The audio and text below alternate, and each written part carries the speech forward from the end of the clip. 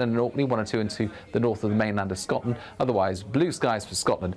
Northern and eastern England seeing plenty of sunshine first thing. Temperatures at 8 a.m, 9, 10 Celsius and quickly rising. Meanwhile, further west, we do have thickening cloud and some outbreaks of rain moving into Northern Ireland, parts of Wales and the south west. This thickening cloud spreads to many parts of England through the afternoon with some spots of rain. Nothing especially heavy, although Northern Ireland will see some, well, moderate to heavy rain later. And temperatures not that much improved compared with the week so far, but perhaps feeling a little warmer in the east with the sunshine. Sunday, an unsettled day. We've got early rain clearing, but sticking around for the northwest of Scotland. Frequent showers into Scotland, Northern Ireland, the north and west of England, as well as Wales. Drier to the southeast. Monday and Tuesday, another low comes along, bringing further rain or showers, but from Wednesday, turning much drier and significantly warmer. Expect warm spells with the odd rude interruption. Box Boilers sponsors the weather on GB News. £76,543 and 21 pence in tax-free cash could be yours this summer. That's totally tax-free cash to spend on anything you like. And remember, because it's totally tax-free cash, you'll get to keep every single penny. For a chance to win, text cash to 63225. One entry costs £2.50 plus one standard network rate message. Or text bonus to 63225. 5 entries cost £5 plus one standard network rate message. Go to gbnews.com/win. Entry start at £2.50. Call 0903 686 3232. Calls cost £2.50 plus your network access charge. Or post your name and number to GB21 PO Box 8690 Derby DE1 9TT. UK only. Entrance must be 18 or over. Lines close at 4 p.m. on the 26th of June. This is a network giveaway. Entries will be pooled. Please check the closing time if listening or watching on demand. Good luck. At GB News, we love to hear from you, our loyal community. So drop us a line at gbnews.com/yoursay. There you can talk to each other and also to the presenters live on air. gbnews.com/yoursay, because GB News is your channel, Britain's news channel. From the school run to the home run, watch a new show for all of Britain. So he can say whatever he wants. A straight talking show where all voices are heard. And, you know, when are we going to stop talking about smashing the gangs and actually do it? With the stories that matter from every part of our country. There's a bit of a crash landing there for your Chancellor. Bold, fearless and standing up for you. That's me, Martin Daubney, 3 p.m. till 6 p.m, weekdays, here only on GB News. The People's Channel, Britain's news channel. Join me, Nana Akweer, for an informative, interactive news programme with a difference. It's fun. No, he didn't say that, Dave. I'm so surprised. I think there's an element of truth to that. Join me from 3 p.m. every weekend, only on GB News, Britain's news channel.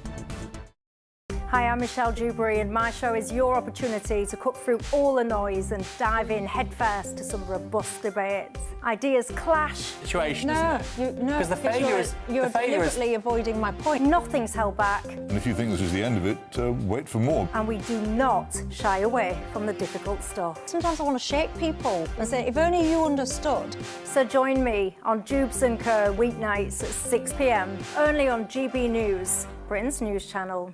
Britain deserves a newsroom that puts the facts and your voice first. Well, and that's what you get on GB News. Lively debates, lively conversation. And we're not afraid to hold power to account. And each other. So join me, Andrew Pearce. And me, Miriam Cates, for Britain's Newsroom, weekdays from 9:30 on GB News. I think GB News is completely unique in the way that we interact with our viewers. Our audience aren't afraid to have their say. They want their voices heard now, and they've got a channel where that can happen. I find more and more as I'm wandering around, people come up to me and they say, we saw you on television. I say, oh yes, on what? On GB News. Hello, are you the famous Sue? The whole crew hid me here now. We came to celebrate. It's our job to be the eyes and ears of the viewers. They are part of the GB News family, and I'm pleased to say it's a very large family. And if people go to the time and trouble of listening and watching, then we've got to do a good job for them. Well, I'm here right in the epicentre of the protest. Here we go again. You just tuned in. Where have you been? It is raucous here tonight. That's what makes us the fearless champion of Britain.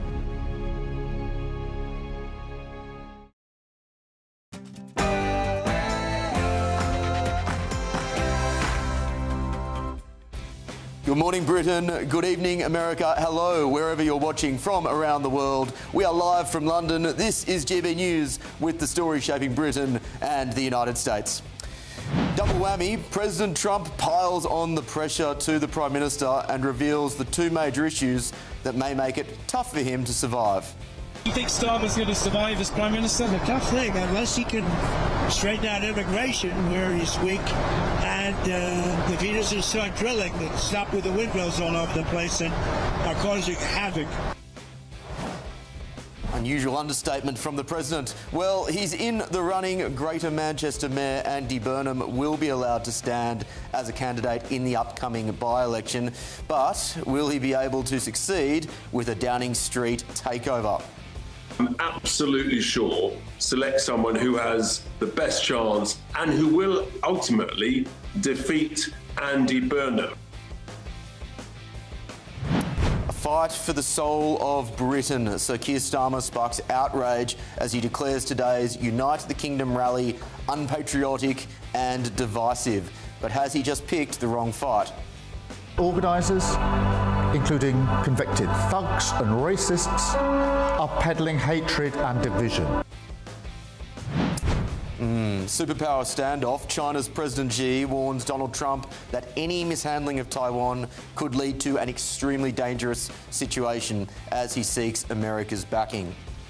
Taiwan, he does not want to see a fight for independence because that would be a very strong confrontation.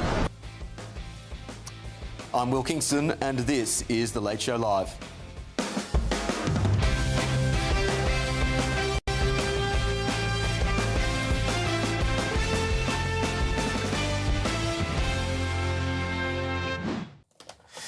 I'm always very grateful that my sprint from the standing start to the table is never broadcast. As a former front rower, it is far from graceful. Welcome to The Late Show Live, ladies and gentlemen. Joining me this evening in London is my panel of political commentator Matthew Stadlin, former Conservative MP Jane Stevenson, and joining us shortly will be the Reform UK Councillor for Epping Forest District Council, Jamie McIver. Thank you for joining me tonight, team. We begin tonight with a GB News alert. Donald Trump says it will be tough for Sir Keir Starmer to survive the current leadership crisis that he is facing. Do you think Starmer's going to survive as Prime Minister? The tough thing, unless he can straighten out immigration where he's weak, and if he doesn't start drilling, stop with the windmills all over the place and are causing havoc. Donald Trump, of course, has said similar things over the recent year or so. This intervention coincides with the National Executive Committee of the Labor Party today ruling that Greater Manchester Mayor Andy Burnham can stand for selection as a candidate in the upcoming Makerfield by-election and possibly pave the way for a coronation to become Prime Minister. But, and it is a big but, amidst all the recent political tumult, there's one thing that you might have missed. If Andy Burnham does clinch the keys to Downing Street, Britain could soon find itself back under EU rule. I present to you his comments from last year's Labor conference in which he said, "I want to rejoin the EU. I hope it happens in my lifetime. I believe in the unions of all kinds, the union of the UK, the European Union, and the benefits it brought this country. Trade unions, people prosper more when they're part of unions." That's my belief, and I'll say it clearly. It's a very broad, sweeping statement from the King of the North. He goes on, "Look at the last decade. Shouldn't we start calling out the disaster that Brexit has been more directly? I think we should." And just for some context, the seat in which he would be standing voted 65% leave in 2016. So why are Labor politicians so set on rejoining the EU? And does this show contempt towards you, the voters? And some fresh news breaking tonight. The Telegraph is reporting that Sir Keir Starmer could consider standing down as Prime Minister if Andy Burnham wins the Makerfield by-election. They report that loyalists who have discussed the leadership standoff with Sir Keir in recent days say he is very much less defined privately than in public, and that all options are being discussed. Well, I'll believe it when I see it. Joining me in London, Matthew Stadlen, Jane Stevenson, and coming in off the burst, Jamie McIver. Jamie, welcome to the show. Better late than never, mate. I do apologise for my lack of promptness, but wonderful to be here. Absolute pleasure. I'm sure you can blame, public transport. I blame Keir Starmer. It's all Keir Starmer. Actually, it's also Andy Burnham's fault. Andy Burnham's fault. Of course it is. Well, it's a delight to have you all here. But we will start with our panel. I want to start with that insight there, Jane, around any sort of reintroduction into the European Union, whether that would be a more formal consideration of a vote or whether it may be through the back door, which, to be honest, Keir Starmer himself has already shown some instincts towards. What do you make of a potential closer, either formal or informal tie with the European Union if Andy Burnham was to seize power? I mean, I would absolutely hate it. I was a Brexit campaigner. I have been a Brexiteer since the days of Maastricht, when I was at my first Tory conference with Bill Cash, my then MP, who was one of the Eurosceptic rebels.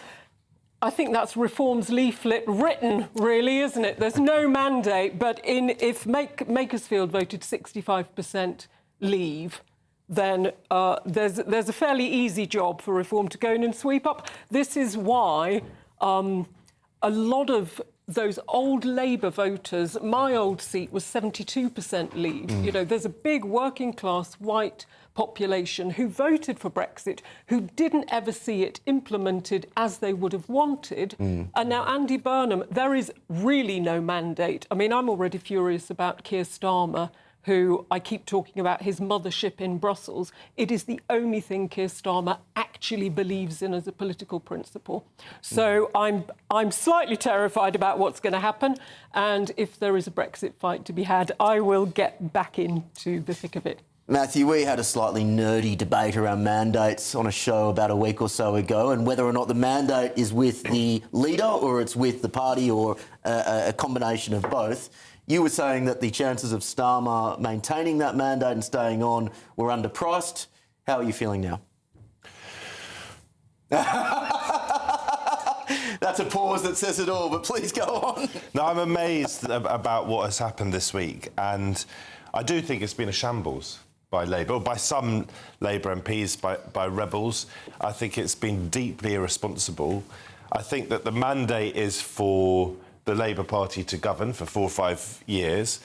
But I also think there's an implicit mandate for Keir Starmer to do that. So inevitably, and the calls have already come, but inevitably, if there is to be a new Prime Minister, Labour's political opponents, including Nigel Farage, although he admitted this week to The Sun's Harry Cole that Reform are only 2/3 ready for power, which was, I thought, a pretty interesting thing to say. Nonetheless, they will be clamouring for a general election, and they will just be making the point that it isn't particularly democratic, this is what they'll say, to have Labour members choosing who the Prime Minister of this country is. What do you think? What do you think? Do you think if Andy Burnham seizes the leadership that the Reform are well within their rights to demand a general election? They can call for a general election at any point they want, and there's certainly an argument for it.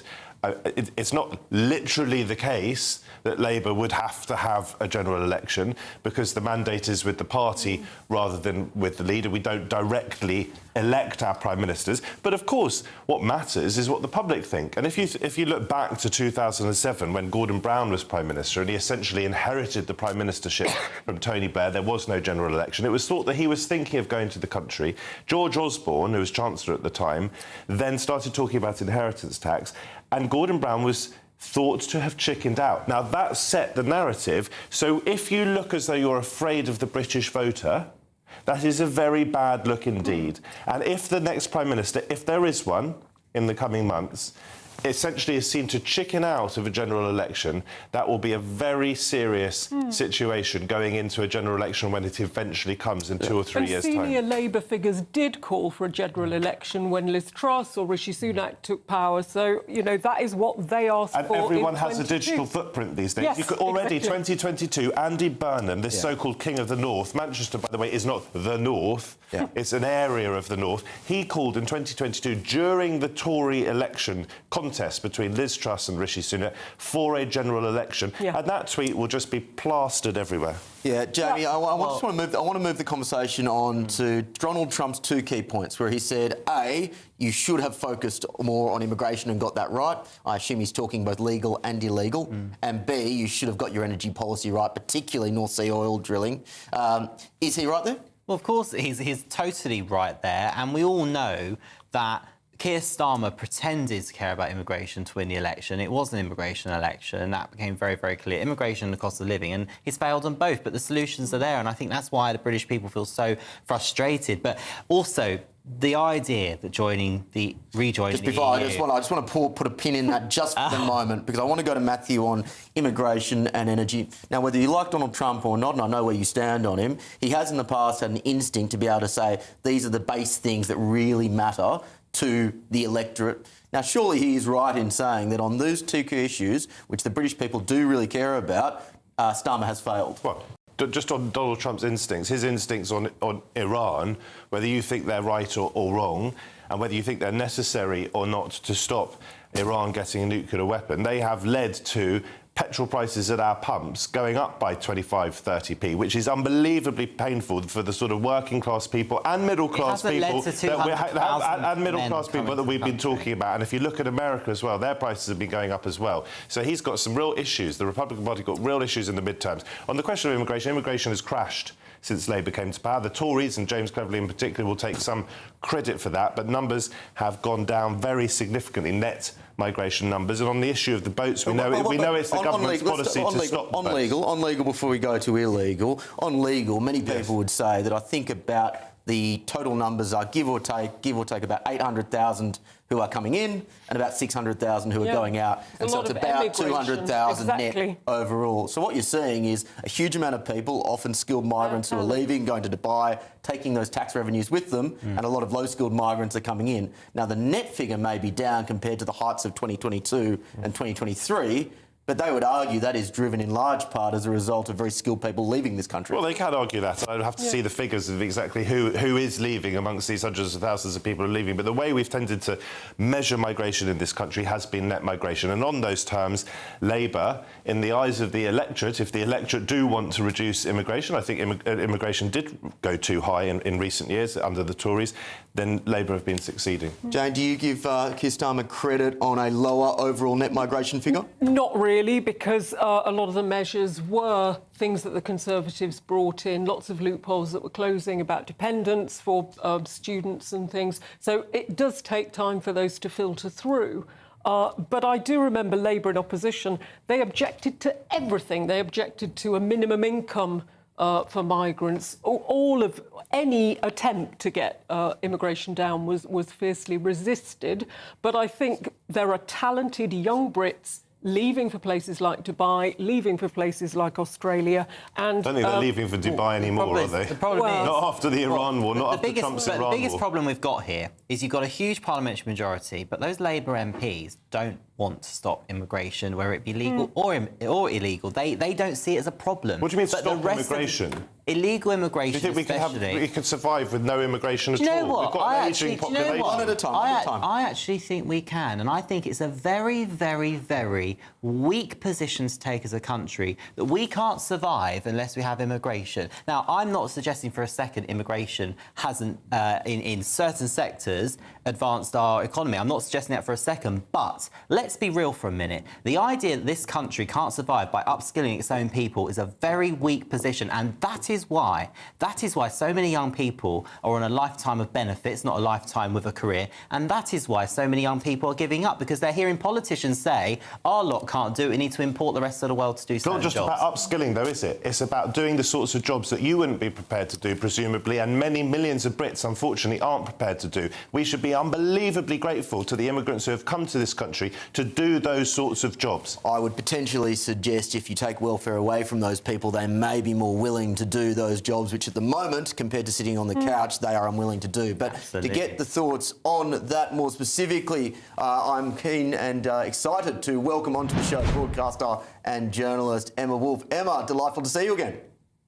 Hi, lovely to see you. Well, we won't start on immigration. We will start on Labor chaos. Andy Burnham has been made out to be a saviour for the Labor Party in some quarters. A lot of people now are just looking at this by-election as a coronation, effectively. But it may not be that simple. In many respects, this is a gamble from Andy Burnham, and he's by no means assured of winning this contest. exactly. I'm glad that you mentioned the gamble. There's a real risk that it could all go badly wrong, not only for Andy Burnham, but for Labour more widely. How could things get any worse as you see this Labour psychodrama unfolding? I think that they have underestimated just how badly this is going down with the public, with the electorate, with the people they're meant to be working for, the people who are paying their salaries, funding their lifestyles, the people they are meant to be serving. Was it Keir Starmer who said country before party? This coronation stuff that is coming out this evening, this whole by-election farce, how do the people of Makersfield feel right now? How do they feel? They feel like pawns in this little Westminster game. They're being used as pawns. They elected their MP, Josh Simons, with, in good faith, to serve them for the next 5 years. They elected him. They are now being used as a pawn in this game. And honestly, I think that people are angry about the cost, about the waste of money, the waste of time. No matter what ministers say about getting on with the job, we're all just getting on with the job. I was talking to an MP who said, oh, no, I've been having a conversation with my local council about potholes. That we know where the focus is right now. The focus is not on a country that actually desperately needs some solid leadership, some clear direction. The focus right now is on this psychodrama. Now we know the by-election is mid-June? And then the rest of the leadership challenge will then be playing out over the summer, probably, potentially into the autumn. Can we afford the cost and the wasted government political time and energy for the next 3-4 months on this? I agree with everything you've said, particularly because many of those arguments were made by the NEC and Keir Starmer when they refused that attempt from Andy Burnham 3 or 4 months back. At the same time, he is the most popular Labor figure in the country. He's particularly popular in the north of England, in many areas where reform is gaining a foothold. Putting to one side, and I know that this is not the most important factor, but at least from Labor's perspective, from a political perspective, do you think it is in their interest to ditch Keir Starmer and bring in someone like Andy Burnham? Look, I think I'm not endorsing Andy Burnham. I think Starmer had a chance a couple of months ago, if not sooner, but a couple of months ago, before the locals, to leave with a shred of dignity. There is such a thing as a, orderly, dignified, professional transition. We see it all the time in big companies. The fact is, this is now an absolute farce. It's more than a farce. It's an embarrassment. People are really, really angry about this, and will, surely more than at any other time now, this is a call for a general election. There is a case for a general election now. We have votes of no confidence all the time. We don't have a mechanism for triggering a general election just amongst the British public who are fed up with this and who want leaders who actually want to serve their country and not their own egos and not their own careers. Yes, I've sometimes wondered that may have been a bit of a mistake for the United Kingdom not to ever think of writing down their constitution, because it does leave this sort of ambiguity. Nonetheless, that is the system in which we live. Emma Wolfe, thank you very much for your time this morning. And now we have a right of reply from, on the issue of immigration, I should say. A Home Office spokesperson has said this government is bearing down on small boat crossings. We have removed or deported almost 60,000 people who were here illegally. The Home Secretary has announced the most sweeping reforms to tackle illegal immigration in modern times, removing the incentives that bring illegal migrants to the UK and scaling up the return of those with no right to be here. Well, you can let me know your thoughts by visiting gbnews.com/your say. I have your say in front of me. We will be reading them out throughout the morning. Still ahead, though, on The Late Show Live. The Attorney General herself will make a decision regarding whether or not this office will seek death against Elias Rodriguez. Yeah, this is something that comes up a lot in conversations that I have with you at home. The United States will seek the death penalty for the suspect in the killing of 2 Israeli embassy staff members. Is it time that Britain brought it back? But also tonight, The organisers, including convicted thugs and racists, are peddling hatred and division.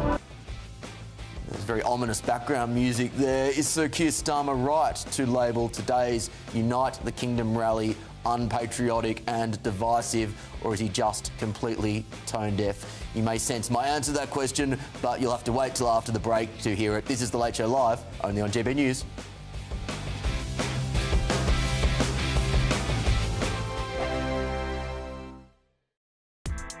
Join me, Nana Akwe, for an informative, interactive news programme with a difference.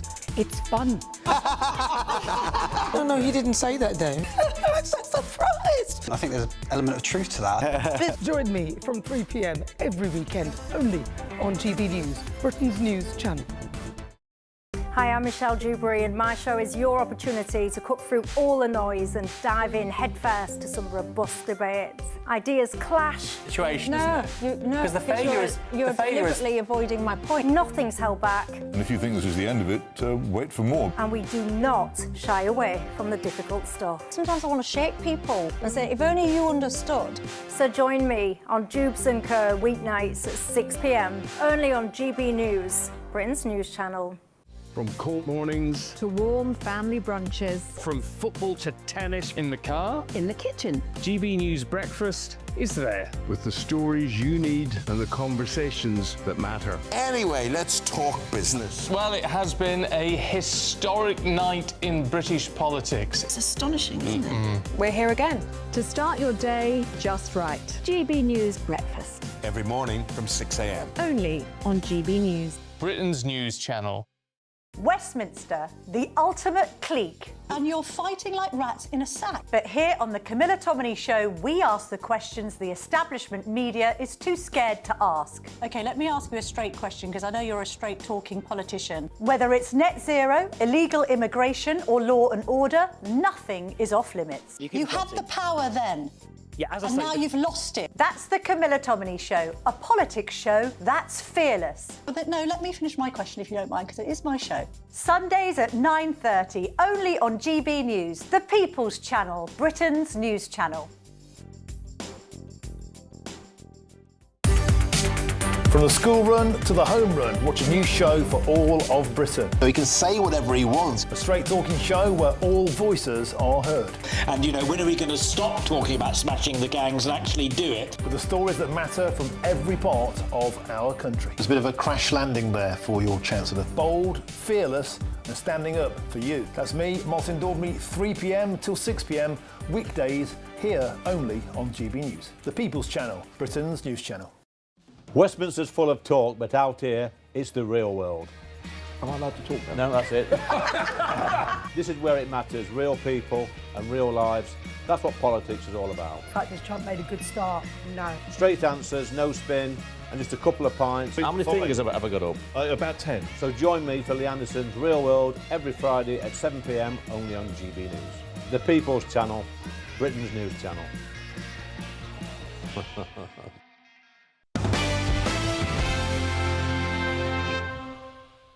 We've been called by the other side. They'd like to make a deal very badly. Very badly. That was US President Donald Trump. Welcome back to The Late Show Live, and keep your comments coming in to gbnews.com/your say. A lot of really intelligent, insightful comments, which I'm going to ignore temporarily because there is something more important, and it goes to the end of Patrick's show where he was looking at the next Bond. Andy has said, what about Will Kingston? He'd make a good Bond. 8 thumbs up, 1 thumbs down. And I think I'm probably with the thumbs down viewer at home, unless they want a slightly unfit Bond with a very, very rough Australian accent. I think probably best to keep it with the professionals. But Andy, thank you very much. Your 50 quid is in the mail. 2 more important matters. President Trump has issued another threat to Iran as he reveals that he threw their peace proposal in the bin after only reading the first line. That's coming up shortly. But now the Prime Minister has sparked outrage with these comments ahead of today's Unite the Kingdom rally. Tomorrow's march in London is a reminder of what we're up against in the battle of our values. The organisers, including convicted thugs and racists, are peddling hatred and division. Plain and simple. Their goal is to convince people that Britain's problems are caused by those living alongside them. But that is not the Britain that I know. This is a country built on decency, fairness and respect. A country that is at its best when people from different backgrounds come together in common purpose. This is our country, with a majority who share those values, a majority who may not always be as loud, but must always define who we are. So, my government will not stand in the way of peaceful protest, but we will act decisively against hatred. We will use the full force of the law when that hatred manifests as violence. And we will ban those coming into the UK who seek to stir it up, as we have done already. Because this country belongs to all of us. So is he right to make that statement, or is indeed he the one creating the division? I'll get the thoughts of my panel, Matthew Stadlin, Jane Stevenson and Jamie McIver. Jamie, I will start with you.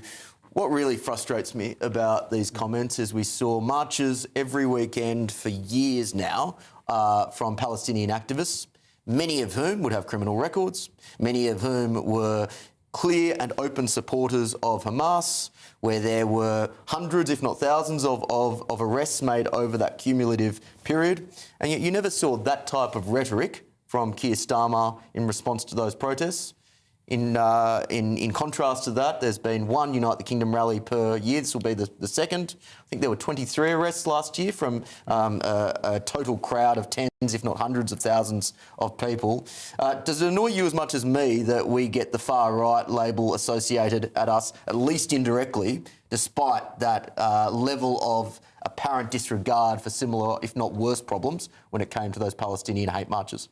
It incenses me that, it's okay for Jewish people to be, butchered on the streets of this country. It's okay for young girls to be raped, sexually assaulted or murdered by illegal migrants. You don't get a response from the Prime Minister, but a load of patriotic... Just in the interest of balance, he would dispute that he would call that okay, just in the interest of fairness. And then a load of patriots want to go to the capital of England, the capital of the United Kingdom, and show that they're proud to be British, show that we're a united country, and that despite the fact we have the worst government in the world, we are still retaining our pride in our nation. Oh no, that requires major facial recognition, that requires over-the-top policing. And you know what, Will? I've seen this on a micro level in Epping, where I'm from. I've seen it with how the over-policing of a few locals who want to get together on a Sunday and try and protest outside a hotel peacefully. I've seen how we have got two-tier in this country on steroids. But what I think is so offensive, tomorrow there will be veterans who have fought for this country, who have seen their pals be blown up in the name of saving this country, and they have been labelled by the British Prime Minister not as heroes, not as patriots, not as proud Brits, but as thugs. How dare he? So, Matthew, many people who are watching this morning would be going to that protest today, and I imagine many of them would be upset to be here that, and I imagine Keir Starmer would say he wasn't referring to the people going, he was referring to the organisers and to Tommy Robinson, but nonetheless they would get the insinuation that by association they are far right. We've just heard a stream of nonsense coming from over there. I want just quickly, I want you to specifically focus on the two-tier accusation from Jamie that there is a two-tier response in which these sorts of protests are treated as being more serious, more violent and more incorrect than those Palestinians. Well, first of all, I've seen a clip on social media of a thug saying that he's coming to London effectively to reclaim his country. And to my mind, the implicit and to an extent explicit threat in that clip that I have seen, it's just one clip, looked to me like it was akin to terrorism. So the Prime Minister is absolutely right to reassure communities, reassure Londoners that any sort of non-peaceful protest, any violence, anything that breaks the law will be absolutely clamped down on. I do take your point, up to a point, on the fact that these pro-Palestine marches have certainly unsettled some Jews in this country. And it's been a really difficult balancing act. And it's a difficult balancing act with this march tomorrow. Let me quickly make the point. It is more than that, though, isn't it? Many people argue that not just they have upset Jews, they have fomented the type of anti-Semitism which is now rampant across the streets of this country. There is an argument to be made on that. I wouldn't touch those marches with a barge pole precisely because I know that there will be anti-Semitism on those marches. Many of the people on those marches are marching because they don't like what they've seen play out in Gaza and in the Middle East. And indeed, there'll be people on the march tomorrow, I hope, who are certainly not far right. But what we cannot have is people coming from abroad, whether that's people who are pro-Hamas or people who are pro-far right. I don't know the individuals concerned. But anyone who comes from abroad to foment hatred and division on our streets shouldn't be allowed into this country. And let's make no bones about this. My understanding is that this Unite the Kingdom march isn't about uniting the kingdom whatsoever. It is about division and it is about ultimately stoking fear. Does it mean that everyone on that march is going to be violent or is going to break the law? No, it doesn't. I want to bring in Jane on this. Do you agree with that characterisation of the march today? No. I remember the last one. I didn't go to it, but I do know people who attended. One was a veteran from Walsall near me and his wife, who were councillors at the time. I think there was a bit of a hoo-ha because they'd gone to it. But they went with every good intention just to be proud of their flag and to unite people together in that endeavour. Sadly, there is an association with some characters who are, have reputations, so... But if Britain is to succeed, I think the one thing I would love us to have is a common national identity that would unite the kingdom. And that doesn't mean there are plenty of people who are not white Anglo-Saxon people. I'm from a very multicultural city in Wolverhampton. We've had Sikhs and Caribbean people from the 1950s. They are proud to be British. They are proud of where they're from. And we do all have to come together under our national flag. But there was very little trouble at the last march. That's why I don't see why Keir Starmer is being quite this alarmist about it. But there's not just... The alarmism is not just, I think, morally wrong, because I think it, at least indirectly, if not directly, taints tens of thousands of highly respectable, good people who just care about their country. It's also politically stupid, Jamie. I was not planning on attending the march tomorrow, and I saw Keir Starmer's comments, and, I went, yeah, stuff it. I'm sick to death of this far-right angle just being continuously thrown by this government. I'll be there, and I'll be there because it is a response. And you know what? I've heard so many people say the same thing, because they go, you know what? We're not far-right, we're good people who just care about this country. No, so many people have messaged me the same thing, and I think the Prime Minister has just basically promoted the event in a massive way. Yes. But I have to pick up what was just said. You talk about division. What communities does the Prime Minister need to protect with that video? What communities is he protecting? People who are understandably nervous, scared. What people? Are you gonna, What communities, yeah. Any number of people in London who do not like the idea of far-right people marching on our streets. And I haven't said that everyone on that march, I haven't met everyone on that march, is going to be far-right. Some of them will be. Undoubtedly, we should call it out for what it is. And just as Jewish people should be reassured, so should Muslims and black people and any normal Londoners who, of whatever racial, ethnic, religious description, who just want to go about their daily business. And it applies also to those pro-Palestinian marches. I care about what has happened. Let me make the point. I care about what's happened in Gaza. I think it is appalling, the response to the massacres of October the 7th, the wicked, evil, outrageous massacre. But I wouldn't go on those pro-Palestine marches. I am proud of my flag. No, I get that. I'm very proud of my country, and I wouldn't go on the march tomorrow. You've made that point. OK, we'll put a pin in that for now, but we will be getting back to it as we cover the papers that will be hitting the newsagents tomorrow, I should say today. But first, let's take a quick look at some of the other main news in America.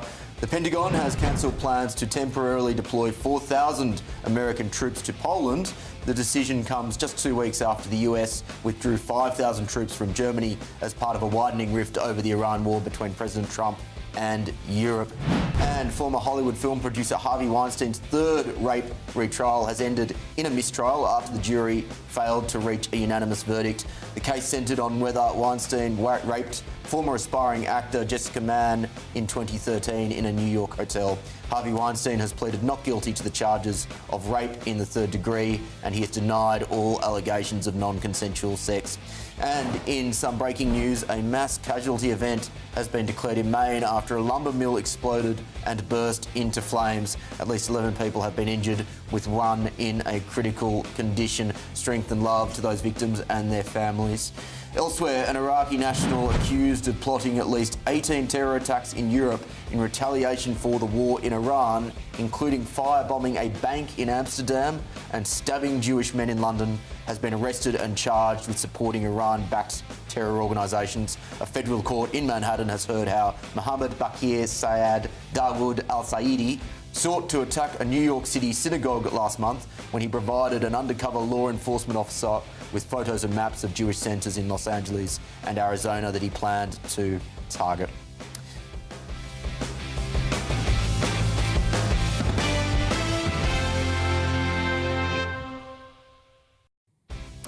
Still ahead on The Late Show Live, you will not believe how much of your money is being spent on funerals for violent criminals. It will make your blood boil. But first tonight...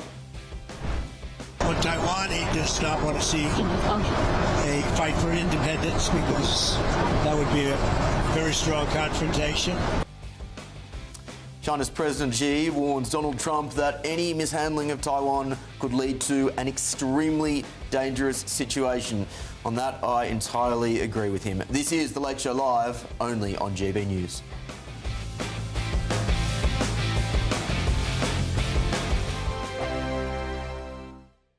Westminster, the ultimate clique. And you're fighting like rats in a sack. But here on the Camilla Tominey Show, we ask the questions the establishment media is too scared to ask. OK, let me ask you a straight question, because I know you're a straight-talking politician. Whether it's net zero, illegal immigration or law and order, nothing is off limits. You had the power then. Yeah, as I and say, now you've lost it. That's the Camilla Tominey Show, a politics show that's fearless. But no, let me finish my question if you don't mind, because it is my show. Sundays at 9:30, only on GB News, the People's Channel, Britain's news channel.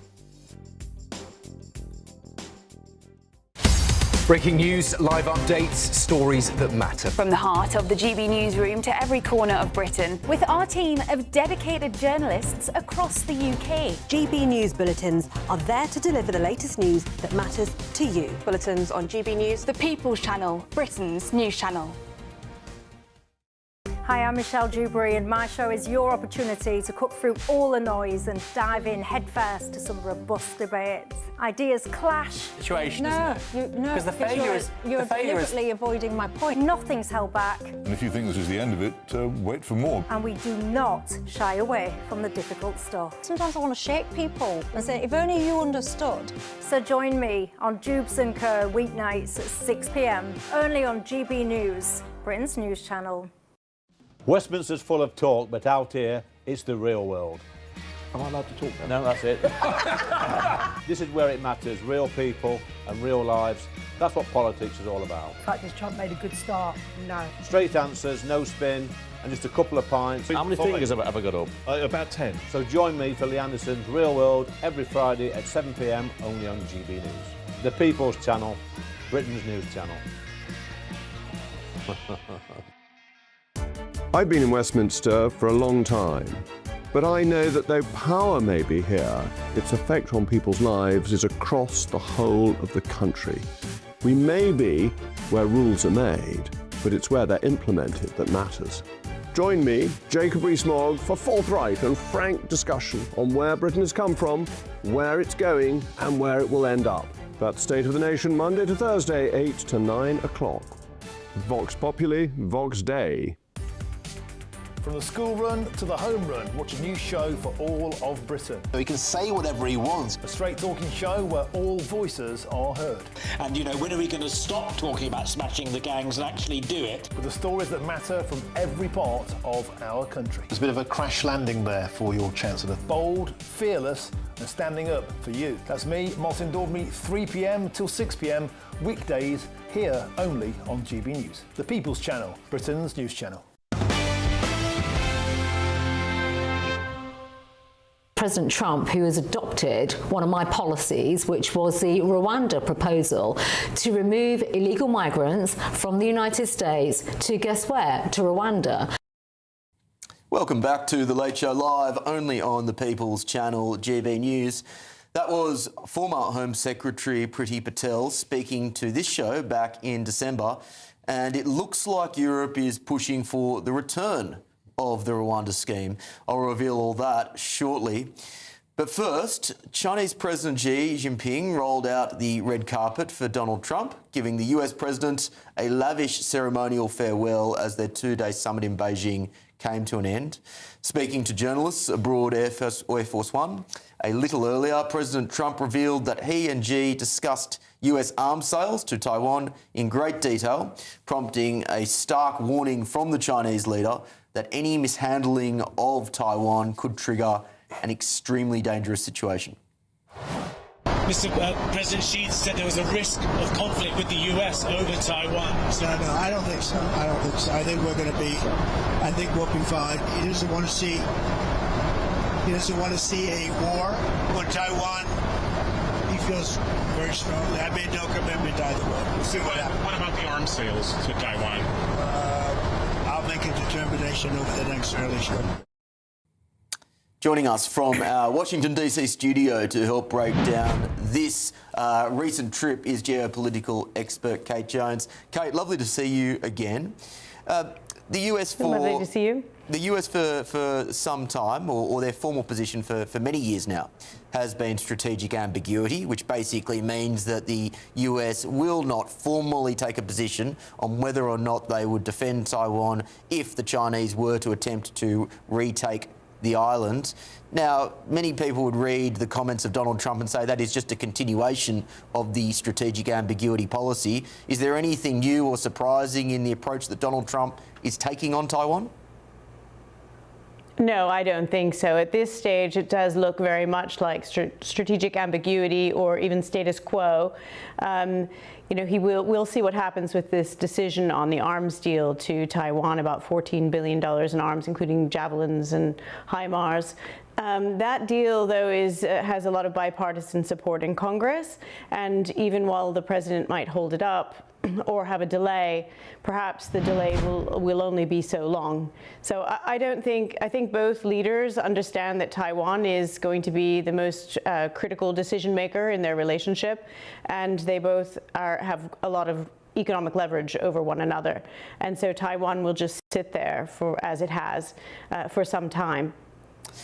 Many people would argue now, though, that given the US public is considerably less keen to involve itself in foreign conflicts, given that the Iran conflict has been highly unpopular, that whilst there is a formal position of strategic ambiguity, there is perhaps an instinct that the US may not be as willing to defend Taiwan as it would have been, say, in the early 2000s and before that. Do you think that that there is now, perhaps on the part of the Chinese, a boldness as a result of those factors in America's domestic policy that weren't, or domestic environment that weren't there before? I don't believe so. I believe it's always been the same. I don't think a decision is made one way or another. I think one of the great strengths of the US is uncertainty, and Xi understands that the US is unpredictable on this, and that unpredictability is definitely part of the defense of Taiwan.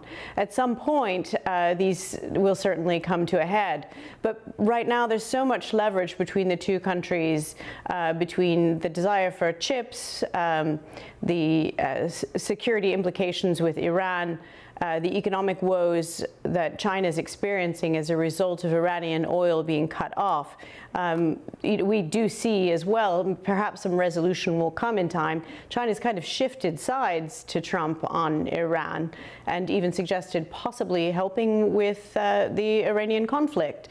And if Xi moves away from its ally Iran towards the US and buying oil from the United States, that'll probably be the biggest tell for the direction that's going to take.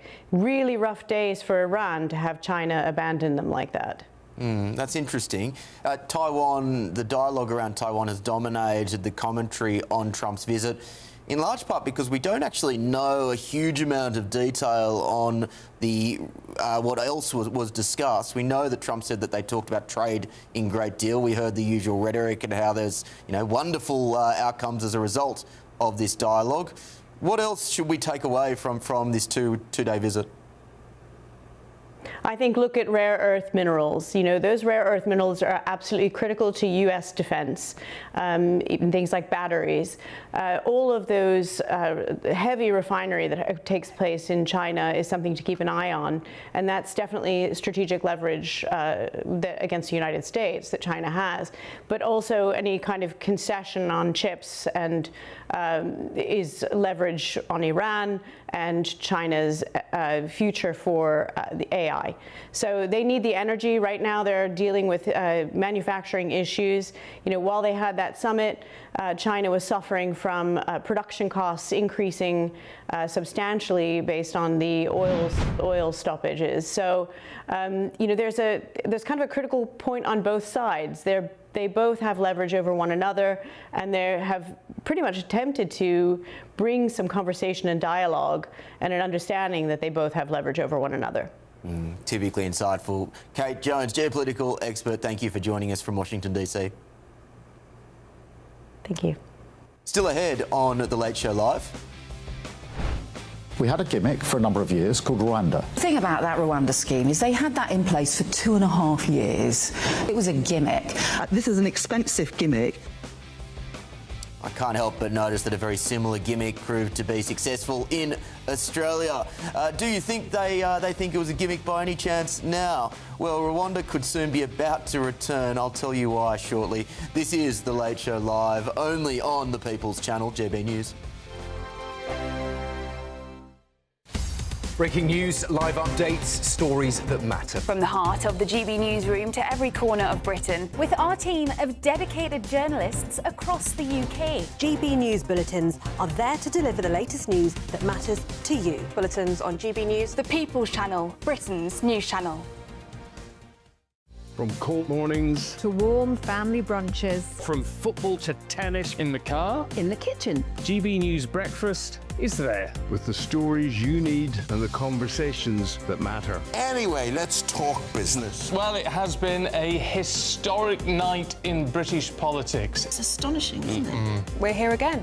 To start your day just right. GB News Breakfast. Every morning from 6 a.m. Only on GB News. Britain's news channel. Westminster's full of talk, but out here, it's the real world. Am I allowed to talk then? No, that's it. This is where it matters, real people and real lives.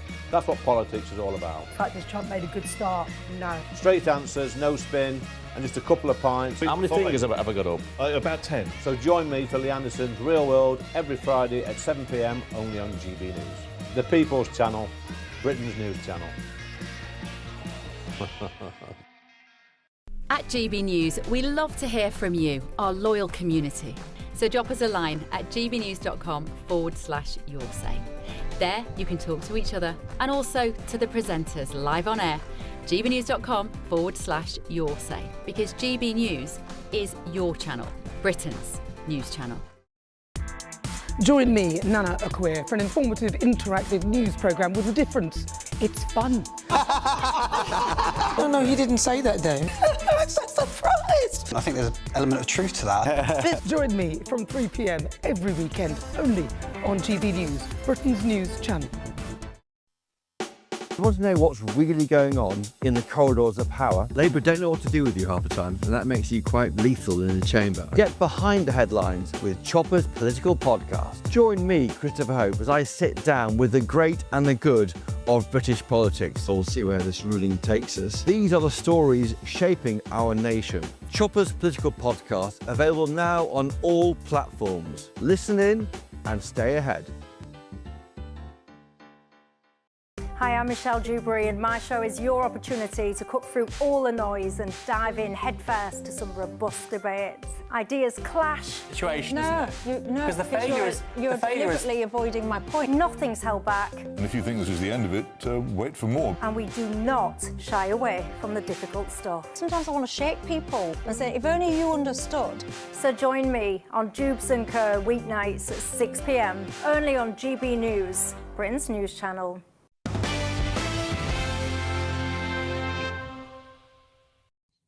Welcome back to The Late Show Live on GB News. I'm Will Kingston. Still ahead, Meghan and Harry, no doubt your favourite couple at home, are making blockbuster moves as they prepare to produce a new film. The details on their latest big money media move shortly. It is my unfortunate responsibility to bring that to you. But first, let's delve into some of the main stories on the front pages of the papers, starting with The Express, which is reporting that Nigel Farage has vowed to give Labor's Andy Burnham a very nasty shock by ending his hopes of returning to Parliament via the Makefield by-election. Joining me in my panel, Matthew Stadlin, Jane Stevenson and Jamie McIver. Jamie, I'll start with you being a Reform representative. This is, I think Farage is correct to point out, an enormous risk from Andy Burnham. He could end up losing the mayorship, the mayoralty, and a by-election at the same time. What can we expect from Reform as they pour resources into trying to win this seat? Well, one thing I know about Reformers, and we saw it with the Gorton Denton by-election, we saw it in Runcorn Helsby, is our people are so passionate and so dedicated. And I can just see already lots of my friends, you know, changing their plans because they want to fight this election. I think actually what's really important here is there's something awful has happened to those poor people in Macclesfield. They are now being used as some sort of like negotiating pawns in a champagne socialist psychodrama in Westminster. That is just, I think, for those poor working people who probably already feel totally disillusioned with politics, which is why they voted Reform last week in overwhelming numbers. And now they're now finding themselves front and centre and are going to be agitated by a load of green canvassers, a load of Labour MPs being bussed up from Westminster when they should actually be fixing the country, all in the name of the fact that we've got a ridiculous Prime Minister and a failing government, and the idea that the head of government's going to change and Labour's fortunes are going to change, well, that's for the birds. But what are we going to see from Reform? We're going to see passion, we're going to see enthusiasm from our members, but above all, I think what you're going to see, I think, is Burnham be exposed. I think you'll see the fact that actually, yeah, he goes around like, I'm king of the North. No, he's not, because he didn't really help Labour's fortunes in Gorton Denton. Yeah, Jane, the other thing which we need to consider in this by-election, which for better or worse we now need to consider in British politics more generally, is a very fragmented vote in which you will have potentially, you'll have the Conservatives, you will potentially have Restore.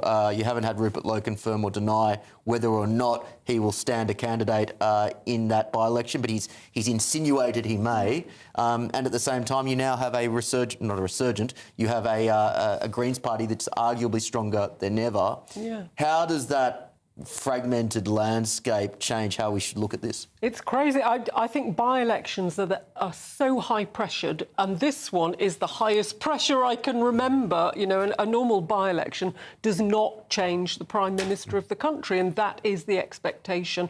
I think the campaign is going to get really aggressive. I think it is going to be very hard fought. I think there are some Conservatives aren't going to do particularly well. I think they wouldn't expect to. I'm sure some Conservatives would like to get up and campaign for Reform because we don't want to see a Labour victory there. But I think we'll see a lot of candidates. You'll get the normal Count Bin face kind of appearing, Mr. Fishfinger or whoever decides to stand. But I think the battle is between Labour and Reform. But all the social indicators for that seat would point towards a Reform victory. So this is Burnham on the line, and he could walk away from this with a massive amount of egg on his face if he can't see it through. I know Maggie Oliver was touted as a potential candidate, but I think it will come down to the candidate Reform chooses, and if it's a local, good, solid candidate that people can get behind, I think we may see a real fist fight on this one, so it will be fascinating. Yeah, I heard the Maggie Oliver rumour as well, and I have nothing but enormous respect for exactly. I think Andy Burnham didn't act on grooming gangs, and I think that would highlight his inaction. Yeah, what do you make of that, Matthew? Seriousness. So I think, first of all, to say that, keep saying, as Jamie does, that we've got the worst government in the world is obviously nonsense. Reform, your party, your leader said, as I pointed out earlier, literally the other day, you're only 2/3 ready for government. Who's going to win this by-election? Well, I said for months that Starmer wasn't going anywhere after May, after the May elections, and it looks like he isn't going anywhere in May, but he may well end up going if Andy Burnham were to win this by-election.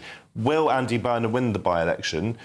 And I'm going to use this in very loose inverted commas, my educated guess is that Andy Burnham will nick it, but it's definitely not a foregone conclusion. Absolutely not. And I think this is quite an ugly process, because the idea that... I'll end on your prediction, just because we're running short of time. This is crucial stuff we're talking about. Keep into it. We will get more into it later. But there is more coming up in the next hour, including this. We had a gimmick for a number of years called Rwanda. The thing about that Rwanda scheme is they had that in place for 2.5 years. It was a gimmick. This is an expensive gimmick.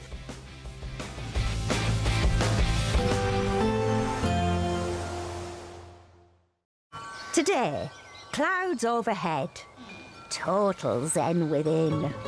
Boxed Solar sponsors the weather on GB News.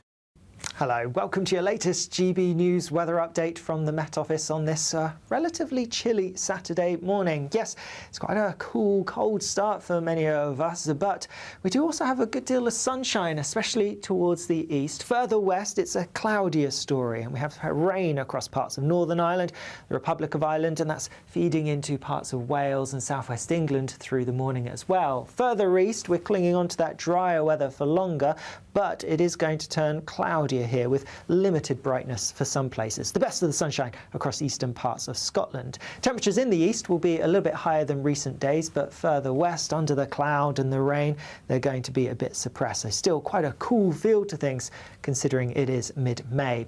A fair few showers through the bulk of the day across Orkney and Shetland, and these will continue into the evening. Meanwhile, it's a fine end to the day for northern and eastern parts of Scotland. The rain, however, spilling its way in across western and southern parts of Scotland, clearing away from Northern Ireland, but showers following in behind. And then for the bulk of England and Wales, it's going to be quite grey, damp at times, maybe some late brightness, perhaps across parts of Wales and the southwest. But yes, for many, a lot of cloud and a bit of rain to go with it as well. That rain does push through, though, as we go overnight, and we see drier, clearer weather following in behind, albeit the rain lingering across parts of Scotland and the southeast, and some showers around. Yes, there will be some clear skies, but a change in our wind direction means the air is not quite as cold as it has been, so I'm not expecting a repeat of the really chilly starts that we've seen for the last few days. Then tomorrow we have the rain clearing away towards the east, albeit lingering a bit over parts of Scotland, and then some drier, brighter weather, particularly across central and eastern parts of the UK. Further west, plenty of showers coming in, and some of these could be heavy, possibly even thundery. Now, temperatures may be up a degree or so on today, but they are going to warm further this week. Today, clouds overhead, total zen within. Boxed Solar sponsors the weather on GB News. From cold mornings to warm family brunches. From football to tennis in the car. In the kitchen. GB News Breakfast is there with the stories you need and the conversations that matter. Anyway, let's talk business. Well, it has been a historic night in British politics. It's astonishing, isn't it? We're here again to start your day just right. GB News Breakfast. every morning from 6 a.m. Only on GB News. Britain's news channel. Join me, Nana Akwe, for an informative, interactive news programme with a difference. It's fun. No, he didn't say that, though. I'm so surprised. I think there's an element of truth to that. Join me from 3 p.m. every weekend, only on GB News, Britain's news channel. At GB News, we love to hear from you, our loyal community. So drop us a line at gbnews.com/yoursay. There you can talk to each other and also to the presenters live on air. gbnews.com/yoursay, because GB News is your channel, Britain's news channel. Westminster, the ultimate clique. And you're fighting like rats in a sack. But here on the Camilla Tominey Show, we ask the questions the establishment media is too scared to ask. OK, let me ask you a straight question, because I know you're a straight-talking politician. Whether it's net zero, illegal immigration or law and order, nothing is off limits. You had the power then. Yeah, as I and say, now you've lost it. That's the Camilla Tominey Show, a politics show that's fearless. But no, let me finish my question if you don't mind, because it is my show. Sundays at 9:30, only on GB News, the People's Channel, Britain's news channel. From the school run to the home run, watch a new show for all of Britain. He can say whatever he wants. A straight talking show where all voices are heard. And, you know, when are we going to stop talking about smashing the gangs and actually do it? With the stories that matter from every part of our country. There's a bit of a crash landing there for your Chancellor. Bold, fearless and standing up for you. That's me, Martin Daubney, 3 p.m. till 6 p.m, weekdays, here only on GB News. The People's Channel, Britain's news channel. Westminster's full of talk, but out here, it's the real world. Am I allowed to talk No, now? that's it. This is where it matters, real people and real lives. That's what politics is all about. The fact that Trump made a good start, no. Straight answers, no spin, and just a couple of pints. How many fingers have I got up? About 10. So join me for Lee Anderson's Real World every Friday at 7 p.m, only on GB News. The People's Channel, Britain's news channel.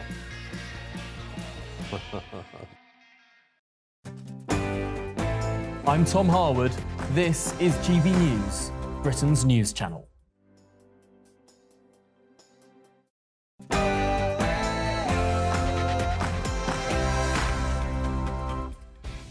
Good morning, Britain. Good evening, America, and hello wherever you are watching around the world. This is GB News with the stories shaping Britain and the United States. Double whammy. President Trump piles pressure on the Prime Minister and reveals the two big issues that make it tough for him to survive. You think Starmer's going to survive as Prime Minister? The tough thing, unless he can straighten out immigration where he's weak, and if he doesn't start drilling, then stop with the windmills all over the place and are causing havoc. King of the North is on the march, or on the jog. Greater Manchester Mayor Andy Burnham will be allowed to stand as a candidate in the upcoming by-election, but will he be able to succeed with a Downing Street takeover? I'm absolutely sure select someone who has the best chance and who will ultimately defeat Andy Burnham. Superpower standoff. China's President Xi warns Donald Trump that any mishandling of Taiwan could lead to an extremely dangerous situation as he seeks America's backing. Taiwan, he does not want to see a fight for independence, because that would be a very strong confrontation. And Britain and European allies demand tougher deportation powers and offshore migrant processing, which sounds, to my ears, rather similar to what Priti Patel said to this show back in December. President Trump, who has adopted one of my policies, which was the Rwanda proposal to remove illegal migrants from the United States to, guess where, to Rwanda. Yes, I'm old enough to remember when that concept was racist.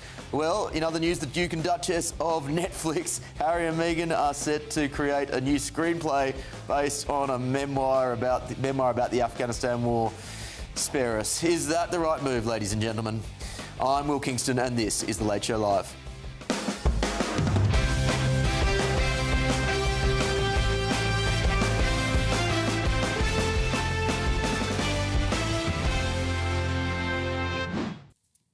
I'm Will Kingston. This is The Late Show Live. Thank you for joining us for another hour, ladies and gentlemen, along with my wonderful panel of political commentator Matthew Stadlen, former Conservative MP Jane Stevenson, and Reform UK Councillor for Epping Forest District Council Jamie McIver. Thank you for joining us tonight, team. We will begin with a GB News alert, but I just want to remind everyone that you can get in touch on gbnews.com/your say. A couple of comments came through in the last hour that piqued my curiosity. We had one from Kevin which said, I will now admit I'm far right. From what I see in my own country, we need change. I believe this will happen in the next general election when Mr Farage becomes PM. Until that happens, sadly, we will all suffer either a Starmer as PM or Andy Burnham maybe. Roll on at 2029.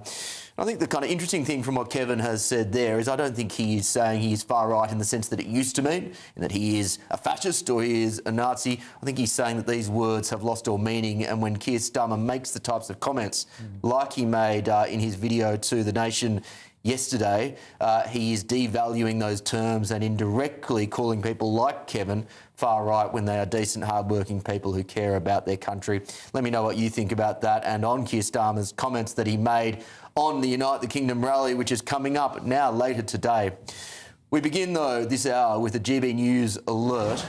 Rwanda could be about to make a return. European governments have demanded permission to run Rwanda-style offshore migrant camps in a push to reform the European Convention on Human Rights, as frustrations continue to grow over deportations being stopped on human rights grounds. Any Australians who are watching will say as well that this is also very similar to the solution in Nauru, which was very successful in stopping the illegal migrants crisis that country had to face in the early 2010s. ECHR judges had previously granted a last-minute injunction to suspend the Conservatives' Rwanda deportation scheme in 2022, but now Britain is demanding the weakening of human rights rules, which were originally meant to guarantee the right to a family life and protection from torture. And if you've been watching GB News over the last year, you'll notice or you will be aware of some of the utterly bizarre ways the judges have interpreted the right to a family life to keep people who should not be in this country in this country. This sort of thing isn't new because in America, the Department for Homeland Security is reportedly spending an estimated $38 billion on warehouses across the country and retrofitting them into new immigration detention centres with the capacity for tens of thousands of detainees. President Trump also seems to have adopted Rwanda himself. President Trump, who has adopted one of my policies, which was the Rwanda proposal to remove illegal migrants from the United States to, guess where, to Rwanda. And that's effectively what I had put in place before I left government in 2022, to remove all illegal migrants. And there was no cap to that. You know, Labour and everyone said it was not possible. They're just lazy because they fail to come up with ideas and solutions. Yeah, let's get the thoughts of my panel. And Matthew, I'll go to you first because, as I said just before, there was a time where the Rwanda policy and indeed offshore detention and processing was considered racist, it was considered cruel, it was considered inhuman. And now you have European leaders who seemingly are saying, you know what, this is the only way to be able to actively solve this problem. At the same time, they're still talking about weakening or changing the ECHR as opposed to dumping it correctly. How do you stand? Oh, how do you feel about this? I was against the Rwanda policy. Certainly didn't call it racist. What I did think was that we shouldn't be sending people, some of them genuine asylum seekers, but anyone to a country where the president had got 99% of the vote last time round. That didn't seem to me to be a very good idea. It's interesting looking at this declaration, because if we actually pay attention to what it says, it's important that states, including those that are exposed to mass arrivals, can pursue new approaches to address and potentially deter irregular migration. And according to The Telegraph, these approaches included return deals with other countries, offshore processing of asylum claims in another country, and third country return hubs for failed asylum seekers. And I think this is something that the Labour government is looking at. There's no doubt that this government understands the toxicity of the issue, the importance of getting a grip. It is their policy to stop the boats. By the way, illegal and irregular migration are not new things. This happened long before the boats started coming. People were coming on the backs of lorries and so forth. It's just that this is incredibly visible, and Nigel Farage, of course, has made an enormous amount of political capital out of it. Jamie, I'll give you the right of reply there. Well, it's not about creating political capital. There's a genuine fear in this country that people aren't safe, and there's a reality that people are less safe as a result of mass illegal immigration to this country and a government without a plan to fix it. Now, when Labour said they were going to get rid of the Rwanda scheme, you know, people voted for that. But what I can't understand is how an incoming government, which had what was effectively a ready-made policy, and I'll never forgive or understand Rishi Sunak for calling the election before that could have been implemented, which makes me think probably it wasn't going to work, whatever they had worked out. That being said, why would you scrap something and then still the problem exists 2 years later because you were an incoming government in opposition for 14 years without a plan to deal with the number one issue that the British people want solved? Yes, it's visual when you see the boats coming over the channel. But you know it's more visual? When you have parents having to walk and literally have parents be security guards along the pavement like they do where I live so that their children can walk to and from school safe. When you have mothers crying because they're worried about their children going to school because there's an illegal migrant hotel next to the school, which is what I have where I live. You know, that is the reality of what is happening in this country. People are less safe because of it. It's a safety issue. It's a national security issue. Matthew, just before I bring you back in, Jane, I just want to get your thoughts. I think Shabana Mahmood is one of the more determined and capable people that Labour has, but I cannot see Labour backbenchers voting for abandoning people's current human rights. Because when we were looking in the last Parliament at suspending, and I resigned over the Rwanda bill because I wasn't confident Rishi was going to get planes off, so I supported Robert Jenrick and Bill Cash's amendments that would have... They meant we didn't apply ECHR rulings because we felt it needed that legal shift. Clearly, we were right at that point. The fact is, the asylum system we're now under was developed in 1951, the UN Refugee Convention, for Europe, just for post-World War II. In 67, it expanded to anyone in the world. Mathematically, it is not possible, and we need something completely different and completely radical. My solution would be you get the right to go somewhere safe, but it will not be into Europe or the developed world necessarily, and perhaps the West needs to love-bomb countries like Rwanda for accepting refugees somewhere safe. Yeah, I agree with that entirely, that refugees should go to a safer part of their own continent. But it's a way to develop, it's a way to develop those economies really aggressively and really supportively with education, with trade, with lots of mechanisms governments can control. There were 100 million people in 2022 on the move, displaced, trying to find somewhere better to go and live. Clearly, mathematically, our current system is so unfit for purpose, we have to completely redesign it. Matthew, I want to get your thoughts on a comment that Jane just made around how the Labor Party, or the backbench of the Labor Party perhaps, would never go for any sort of policy where it would be seen that human rights would be being taken away from illegal migrants. This is the frustration that I have around the conversation with the ECHR, because when you actually ask those people, if we were to junk the ECHR, what rights would people actually be losing? You very rarely get a good answer, and that is because the ECHR is based on the very noble, very long tradition of rights and laws in the English common law in this country, going back to the Magna Carta. Surely rights are protected already in this country through existing legislation and laws, and the ECHR is superfluous in that regard. So much to unpick, but first of all, there are very respectable figures such as Lord Sumption, who I think has argued in favour of leaving the ECHR. The point of the ECHR is it is designed to protect us, all of us, and everyone watching, from an overbearing state. So there are very good reasons for keeping it. I think what you see... But I don't see how it does it in practice anymore, and we can see demonstrable reasons as to how it is actually creating harm. Well, you can say that, but I'm sure there are many examples. But it's also the principle of it as well, that if our own government were to become overbearing, it's like the American Constitution with guns. I disagree with it. But the reason they have guns is because they want to protect the citizenry from an overbearing state. I want to just address something that Jamie said about his local experiences. I'm not going to attempt to talk down or disbelieve your local experiences. What I will say is there's a huge amount of fear spread on social media and hysteria spread. Now, of course, there are going to be horrific cases committed by people who shouldn't be in this country in the first place, you can argue. There are horrific cases committed by people who are British citizens, and it's a question partly of focus. There are arguments that you could say anyone who comes over in a boat should be locked up. But then what does that actually mean? What does that actually mean in practice? Because if you can't send people back to Afghanistan, and if you're not going to set up some hub on some distant Pacific island, then in reality you're going to have people stuck. If you can't send them back to their countries, or you don't even know where to send them because they've got rid of their documentation, we're going to have sort of makeshift prisons dotted around the country with people rotting away. It's not a practical solution. I don't believe reform have the answer to this. Was Keir Starmer, has he succeeded in smashing the gangs? No, he hasn't. But the part of what British values are working out difficult problems, and this is a difficult problem within the frame set of British values, which include decency and not putting people in holes in the ground and leaving them to rot. But you must accept, in an era, the reason that people are now talking about sub-Saharan Africans have the internet at their disposal. They can find out how to get from A to B, who to pay, who to contact, at what point to get rid of your documents or to keep your documents, what to say when you get there.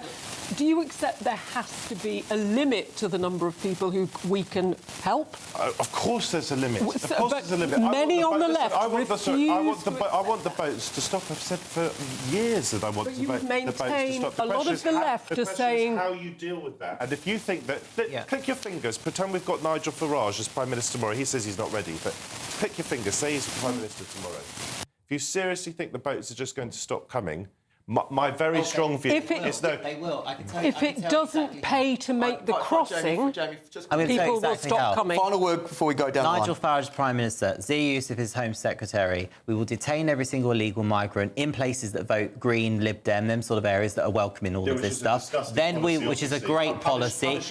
Actually, something that Labour don't like, which is democracy and giving people what they vote for. Give people what they vote for, and then we will deport them to wherever they've come from. All right. I want to know where they come from. Where are you deporting them to? Pause this. Stop for a second. Let's go down the line now. We've got the view from America with US Senate candidate John Deaton. John, this panel is a microcosm of the emotion that this country feels around illegal migration. What is your view on the problem from across the pond? Listen, thank you for having me. It mirrors exactly what's happened in the United States and the fact that, listen, if you don't have borders, you don't have a country, and you have to enforce your borders, and that's just a fact. Now, can you do it in a humane way? Of course you can. But listen, the rules we're going to see here on this rule change, whether or not these judges are going, this is a political win right now more than a legal win, but it is absolutely necessary. You have to have some deterrence. And when people realize that maybe they end up in Rwanda or they end up in some other third country and not London, then it will cause deterrence, in my opinion. And there has been a deterrence here in the United States. Obviously, we went from 12 million under Biden's first 3.5 years to the most secured border in American history. And so you can accomplish a lot through deterrence and through new leadership. Yeah, on that, I agree with you entirely. There are two lenses here. There is stopping new people from entering the country, and that's fixing up the border. No argument from anyone that Trump hasn't been remarkably successful in doing that. And then there is the deportations lens of getting rid of illegal migrants who shouldn't be in the country. Some would argue that he's had much more difficulty on that second limb. Now, there was, if not widespread support, there was majority support for the deportation of illegal migrants, at least illegal migrants with a criminal record in the United States. That popularity diminished as some of the optics around ICE deportations hit the media, particularly some of the tragic deaths that were seen with respect to clashes with ICE. What are the lessons for the United Kingdom, a prospective right-wing government in this country, as they look to not just secure the border, but then start to deport people who should not be here? Well, a great question, and I agree with you. The execution, the problem is you don't want to go from one extreme to the other, and that's what America did, right? We went from one extreme to completely open borders to mass deportations, but you had politics became into play, and you had politicians in certain states implementing sanctuary policies where they refuse to cooperate with ICE. So you have to start with the premise that deportation is a part of a immigration plan and immigration policy. Under Barack Obama, there were 3.1 million deportations during his 2 tenures. So far, under Donald Trump, you're at 500,000 internal deportations. So you start with the premise that deportations has to be part of your comprehensive immigration plan. Yeah, and look, you know, a lot of people who are on social media, they will hear American right-wing commentators who will look at what they call the death of Europe. They'll look at mass migration, particularly from cultures which are not culturally compatible to a Western liberal democracy, and they will say, what is going on in the United Kingdom and Europe? What is your high-level view of how Europe and the United Kingdom are engaging with the issues of mass migration and multiculturalism, which have defined politics across the continent over the last decade? But I think that you're basically 2 years behind the United States in experiencing this immigration problem, and that something has to be done. And you're going to see the citizens revolt. Listen, I have a daughter that's in London right now getting her master's degree, and I have seen a difference. She's been there for 3 years, and I see a distinct difference. And I have safety concerns for her. She's 25 years old, and it is a problem that has to be addressed. It can't be minimized. And so I believe you start with deterrence. And so whether it's Rwanda or whether it's some other country that you work out some agreement, again, if these people who are coming here, who are ditching their documentations at a certain point, realize that they may end up in a different country other than in the streets of London, it's going to cause a deterrent effect. Yeah, I agree with that entirely. John, congratulations on your studies for your daughter, and congratulations and good luck with your Senate candidacy. Thank you for joining us this evening. Thank you for having me. Appreciate you. Yeah, let's go back to that conversation which I had to kind of somewhat inelegantly put a pause on before we went to John, and that is on the reform policy of mandatory detention for illegal migrants who cross the border, and then the contentious policy of putting those detention facilities into areas which have not voted for reform or voted for the Greens. Jamie, a lot of people would argue that, you know, whilst there may be a feel-good factor for right-wingers to say, you know what, you get what you vote for, bad luck, Greenies. At the same time, they would say that is not how our democracy works. You shouldn't punish people because they don't vote for your particular your particular party. Well, there's no cheering about it, because ultimately Reform UK want every single illegal migrant detected, detained and deported from this country. I don't want there to be a need for any detention facilities. But if you're going to have them, why should people that don't want them have them in their backyard? And that there are people marching around the streets of London saying they're all welcome here. I mean, I go to peaceful protests outside a hotel and we get the left-wing mob escorted also to the location by the police to say, you know, these people are welcome here. These people are saying they're welcome. They're voting for parties that want to welcome them, like the Labour Party, like the Green Party, and therefore these people should let's just address this. Sorry, well, let's just address this. This has got to be come back on. First of all, this is a gimmick and it's nonsense, but also it's a sinister gimmick. And let me explain also why it's deeply and profoundly stupid and unthought through.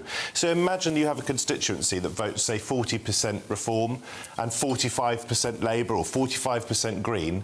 You then, if you get into power, are going to impose a detention centre, which you're using as some sort of threat, on a constituency where 40% of people voted for your party. So it's not just divisive, it's not just completely disunited the United Kingdom. We talked about this Unite the Kingdom march earlier. The Prime Minister's doing good job. No, let me make the point. It's also deeply stupid because on your terms, if you see it as a punishment, you're punishing your own voters. 40% of voters in a particular constituency who voted Reform, didn't manage to get over the line, didn't get the candidate over the line, they're going to have a detention centre. There's no answer to it, is there? It's a slightly weird argument because just a smile.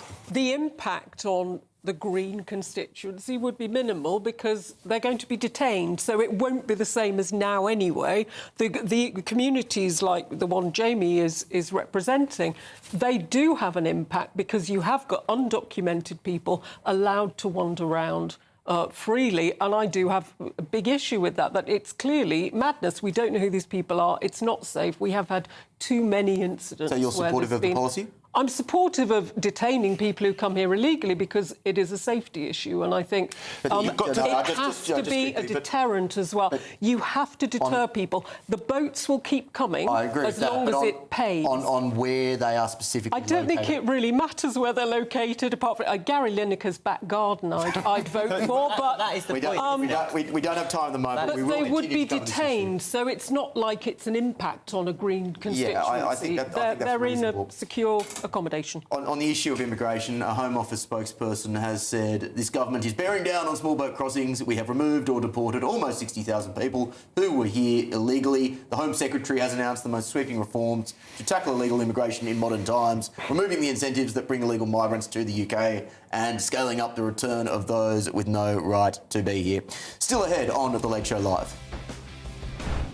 The Attorney General herself will make a decision regarding whether or not this office will seek death against Elias Rodriguez. The United States is seeking the death penalty for the suspected killer of 2 Israeli embassy staff members. This was an awful story when we saw it last year. So is it time that Britain brought back the death penalty? This is The Late Show Live on the People's Channel, GBNews.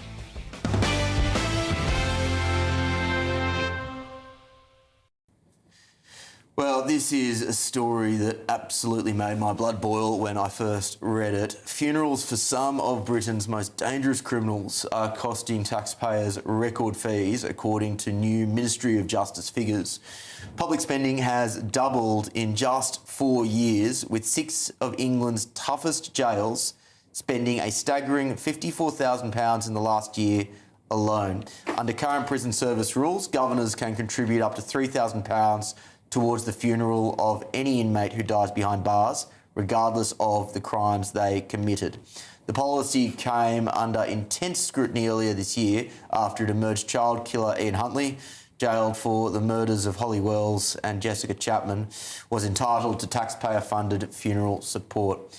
Even Huntley's own daughter said the public should not be forced to pay, reigniting the debate over whether violent criminals deserve state-funded dignity in death. Let's go to my panel, Matthew Stadlin, Jane Stevenson and Jamie McIver. Jane, I'll start with you. Now, again, the amount of money that is being spent here, whilst, again, I think it is sizable, it is not, it's not in the billions of pounds. Many people will look at the principle of this and they'll say this is yet another example of a country that seems to give either benefits to or support to people who don't fundamentally deserve it, whilst at the same time good, decent people are struggling and don't get the same support from the government. And it's certainly, I mean, the argument for means testing is pretty robust. If someone in prison dies and can afford to cover their own funeral expenses, then they certainly should, as non-criminal people who are not in prison, have to face that reality. And there's, But further than that, if you kill kids, basically, your body should be thrown in the deepest, darkest river and you should never be alive again. Why do you most people in prison, I don't think, have committed, horrific crimes. There's a whole range of people in prison for different things. But I do think if a prisoner can afford to cover their funeral cost and the family can afford to cover the funeral cost, that should be the same decision as for every other family in the country. It does seem wrong to cover it. If someone dies, they're destitute, and then I think a low-key dignified, as a council would do, a local authority. Is that not the case already?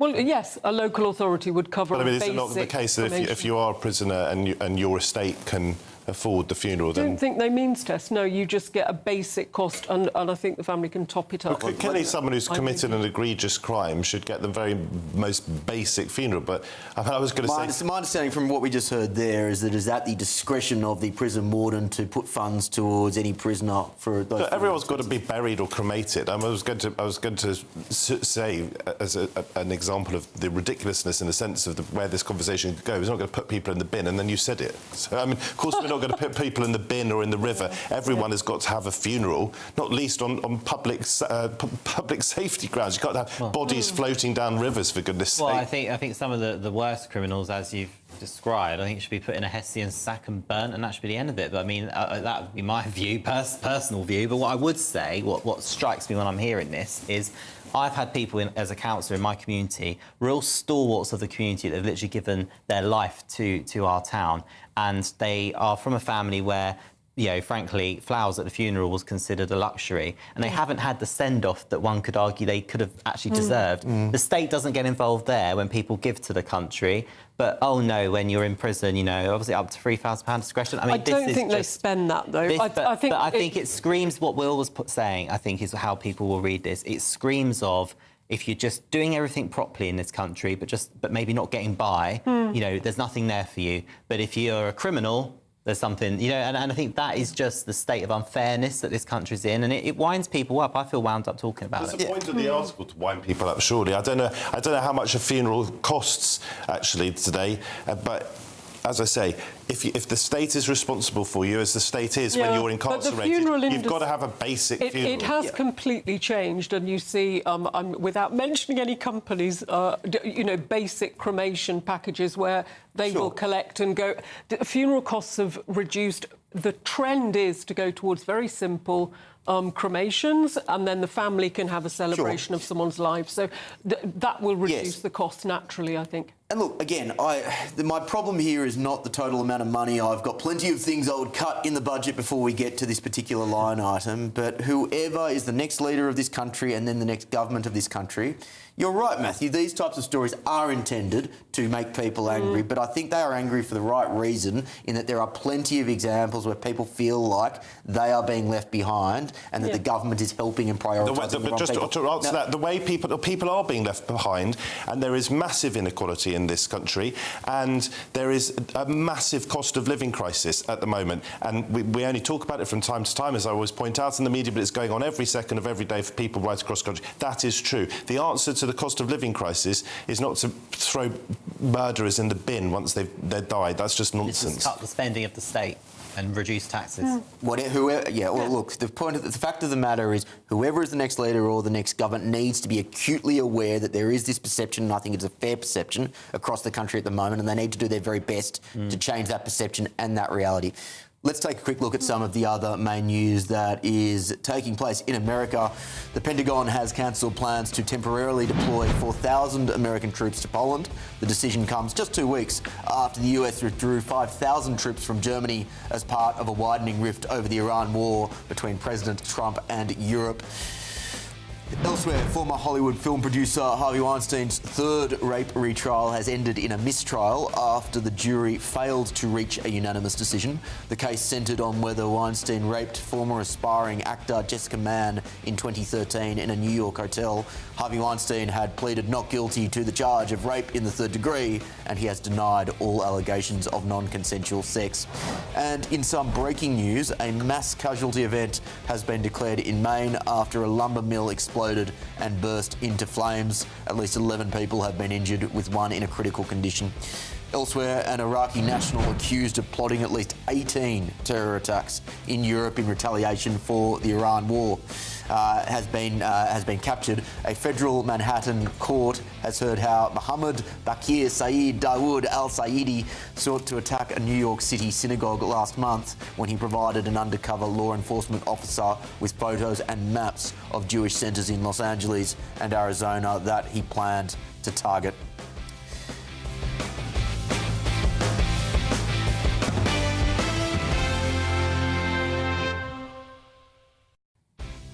To the Middle East, President Trump has issued another threat to Iran as he reveals he threw their peace proposal in the bin after only reading the first line.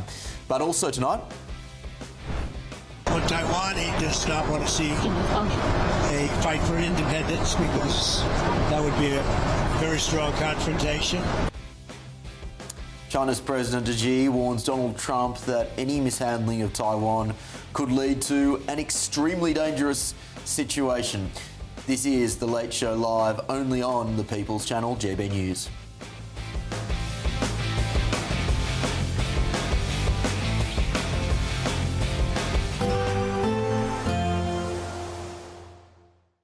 Expect warm spells with the odd rude interruption. Box Boiler sponsors the weather on GB News. Hello, welcome to your latest GB News weather update from the Met Office on this relatively chilly Saturday morning. Yes, it's quite a cool, cold start for many of us, but we do also have a good deal of sunshine, especially towards the east. Further west, it's a cloudier story, and we have rain across parts of Northern Ireland, the Republic of Ireland, and that's feeding into parts of Wales and southwest England through the morning as well. Further east, we're clinging on to that drier weather for longer, but it is going to turn cloudier here with limited brightness for some places. The best of the sunshine across eastern parts of Scotland. Temperatures in the east will be a little bit higher than recent days, but further west, under the cloud and the rain, they're going to be a bit suppressed. So still quite a cool feel to things considering it is mid-May. A fair few showers through the bulk of the day across Orkney and Shetland, and these will continue into the evening. Meanwhile, it's a fine end to the day for northern and eastern parts of Scotland. The rain, however, spilling its way in across western and southern parts of Scotland, clearing away from Northern Ireland, but showers following in behind.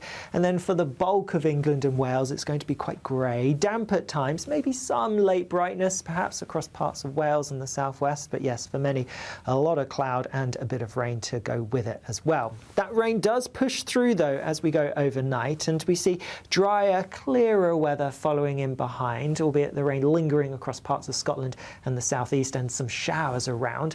Yes, there will be some clear skies, but a change in our wind direction means the air is not quite as cold as it has been. So I'm not expecting a repeat of the really chilly starts that we've seen for the last few days. And then tomorrow we have the rain clearing away towards the east, albeit lingering a bit over parts of Scotland, and then some drier, brighter weather, particularly across central and eastern parts of the UK. Further west, plenty of showers coming in, and some of these could be heavy, possibly even thundery. Now, temperatures may be up a degree or so on today, but they are going to warm further this week.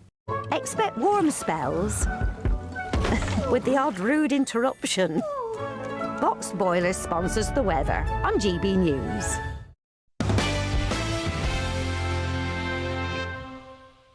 You know one thing, Prince Harry is not speaking for the UK, that's for sure. I think I'm speaking for the UK more than Prince Harry. Welcome back to The Late Show Live. Well, everyone's favourite royals, that's well and truly in inverted commas, are back creating headlines again, and this time they've got another Netflix production planned. There really must be some masochists on the board at Netflix. I'll reveal all of that shortly. But first, Chinese President Xi Jinping rolled out the red carpet for Donald Trump, giving the US president a lavish ceremonial farewell as their two-day summit in Beijing came to an end. Speaking to journalists aboard Air Force One, President Trump revealed that he and Xi discussed US arms sales to Taiwan in great detail, prompting a stark warning from the Chinese leader that any American mishandling of Taiwan could trigger an extremely dangerous situation. Mr. President Xi said there was a risk of conflict with the US over Taiwan. So, no, I don't think so. I don't think so. I think we'll be fine. He doesn't want to see a war on Taiwan.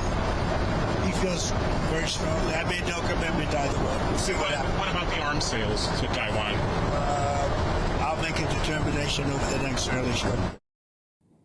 Joining us from our Washington DC studio to help break this down is Senior Fellow at the Heritage Foundation, Steve Yates. Steve, good evening. What were your reflections on the two-day summit that has recently concluded? Well, for the most part, I think it was a maintenance mission. I don't really think that there was strategically a big breakthrough to be had. China has not played a positive role by way of Russia dealing with Ukraine. Similarly, it has had a cozy relationship with the world's largest state sponsor of terror for several decades. And so I think that President Trump going in, having taken some decisive action in recent times, it was a smart time to go in and bring 30-plus CEOs whose total aggregate value of their companies almost equals the GDP of China. That was somewhat as what we might call a flex. So the visit itself, I thought, not huge breakthroughs, but good maintenance. It's really the comments after the trip that are, I think, causing a lot of heads to turn. Yeah, and we'll get to those comments, but I just want to get your thoughts on how China would have reflected on looking at American actions first in Ukraine and more recently in Iran. How do you think, if at all, that America's actions in those regions has changed the way that Xi is thinking about the possibility of any sort of activity or potential retaking of Taiwan? Well, I think that the Ukraine effect, if they might call it that, really has more to do with the way of war. I think that the way Ukraine has thwarted, to a degree, the Russian invasion, making them have to grind for multiple years, is a bit of a sobriety checkpoint for countries like China, who, like Russia, had a lot of classical military capability, probably thought they had a lot of advantages, but there is this flexible, high-tech defense that is highly effective in thwarting major invasion. And invasion over land is easier than invasion over sea. And I think that, linked to the high-tech leadership of Taiwan and its allies to the north in Japan, I think is a complication for China. So the U.S. in that nexus, there's a factor. The decisive action against Venezuela, the actions against Iran, that obviously has a massive impact on global energy. That is a significant pressure point on China, and it's a pretty big rebuttal to China trying to play the rare earths card to leverage the United States. So I thought that part matched very well for the United States. So I thought it would be a net advantage for the president to get some economic deals, maybe nudge China somewhat in the right direction, but the president said he didn't need China's help to get Iran to the right place. He seemed to think he had options coming soon after his trip. You mentioned the comments that have followed the two-day summit. Many people read them as a continuation of the long-standing policy of strategic ambiguity. Do you read it that way, or do you think there was something novel and new in the way that Donald Trump has reflected on the trip? Well, for the most part, I think that Secretary Rubio captured what all of us have experienced for decades. If you've had any senior government interaction with China, in every single meeting there's a version of what Xi Jinping conveyed to Donald Trump. They have always given somewhat of an hysterical and threatening view of Taiwan being theirs, and if you don't handle it correctly, we will injure you gravely. And that has deterred many of President Trump's predecessors, and to date it hasn't really deterred President Trump, who has provided Taiwan with some of the largest quantities of defense articles in his first term and had pledged in his second term. So it's a little bit of a surprise to talk about those arms sales being a negotiating chip. That is very much at odds with the approach his own administration had taken by urging allies. I think everyone in Europe has painfully heard the administration pressing our allies to spend more for their own defense. Here's Taiwan ready to do so, and you're saying maybe I'll hold on to this a bit. Steve, big fan of the Heritage Foundation. Keep up the good work, and thank you for joining us this evening. A pleasure. Thank you. Joining me now is political commentator Maggie Anders. Maggie, thank you very much for your time. I'll ask you the same question. What were your reflections on the two-day summit? Absolutely. Well, thank you so much for having me.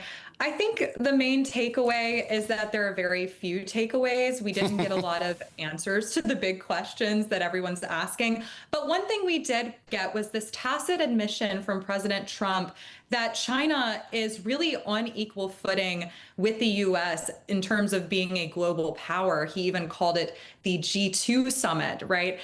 It also seems that China views things a little bit differently, calling the U.S., maybe we are a declining power in the world and China is a growing power that's going to usurp us. And there's certainly historical precedent for this kind of power interaction. And oftentimes that leads into war, which is something we know both countries desperately want to avoid.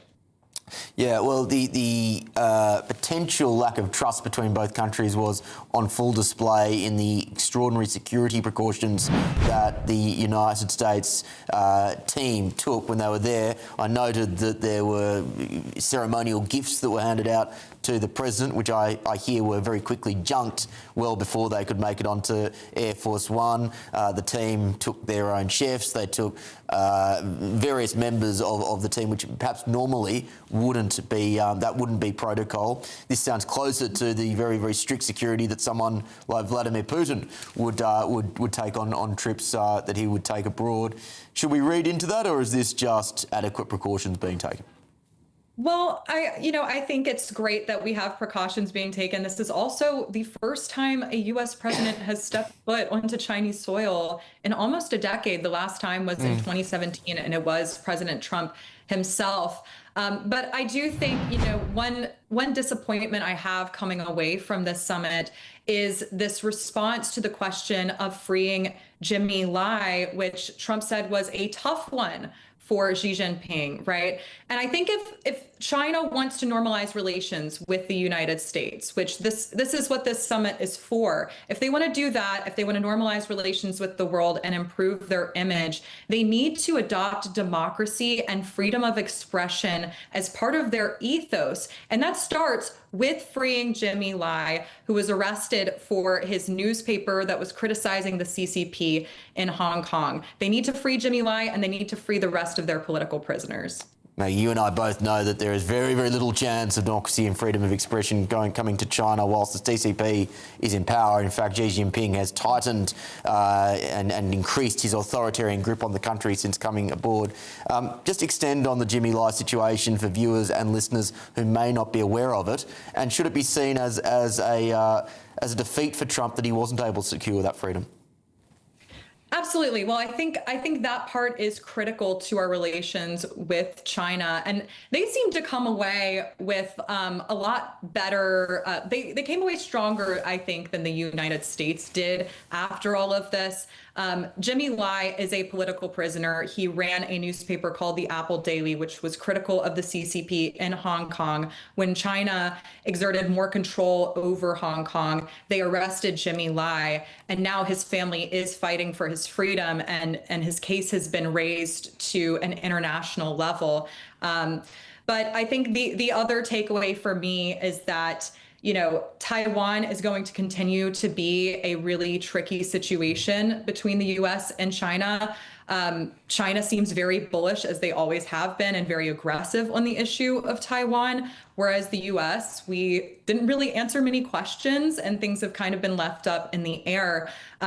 But Taiwan is manufacturing 90% of the world's most advanced chips. These are powering our smartphones. They're powering artificial intelligence, which has been integrated into nearly every business in our country and many around the world, right? So if China were to take over Taiwan the way they have Hong Kong, this, no pun intended, would be like the ultimate bargaining chip and would essentially give them everything they want, which is, to be the ultimate power and to exert that kind of control over the rest of the world for their own interests, which could be economically and socially calamitous for the rest of us. Yeah, I think even beyond the principle of protecting democracies, the issue of semiconductors is at the heart of the conversation around Taiwan in the years to come. Maggie, thank you so much for joining us this evening. Thank you so much for having me.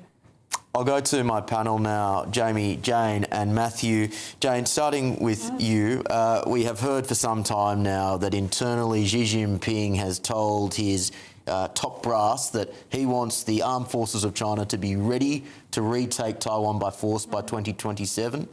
He has set a deadline that China will retake Taiwan. He also sees himself as a great man of Chinese history, the great man since Mao, and I would imagine that he would think of reunification as central to his legacy. This is a difficult question, but I'll throw it to you anyway. Big question for 2 a.m. How likely is it that in the next few years you will see a Chinese attempt to retake Taiwan? I think sadly, it is quite likely. I think when I was in Parliament, our armed forces were aware of that threat and that possibility.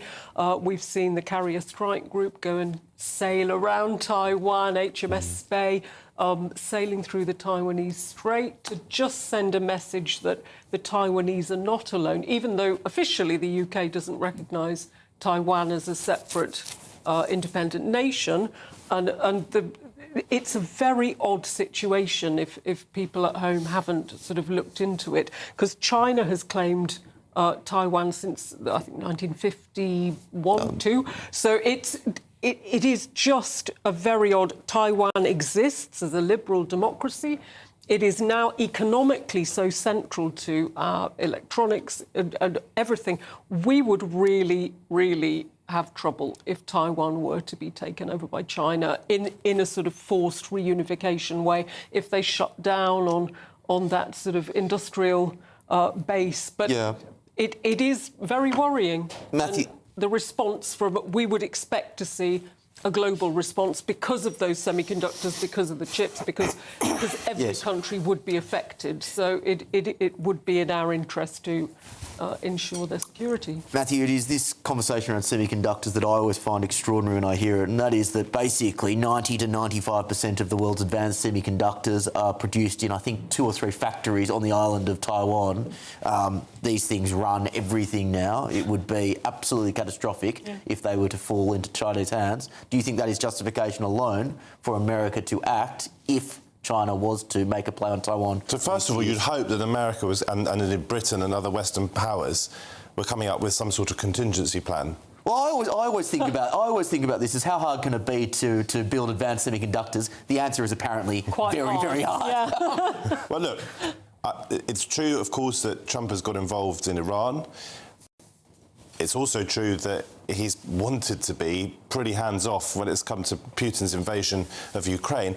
I cannot see, I'm not a China analyst, obviously, I cannot see if Trump were in power and China attempted to take Taiwan by force, that Trump is going to involve himself in a hot war against China. I may be completely wrong. I find it difficult to envisage an American president who would actually go to war with China. What Xi Jinping was saying to Trump's face, and I don't know how much of this Trump actually grasped because it was subtle up to a point, was effectively that China is rising and America is declining. And he said it to the face of the United States president. Now, that doesn't make me happy because I want the West to be in the ascendancy, but it certainly makes me concerned. Yeah, it does. And look, I think you can, Jamie, we'll get to you, but unfortunately we're running a tad short on time.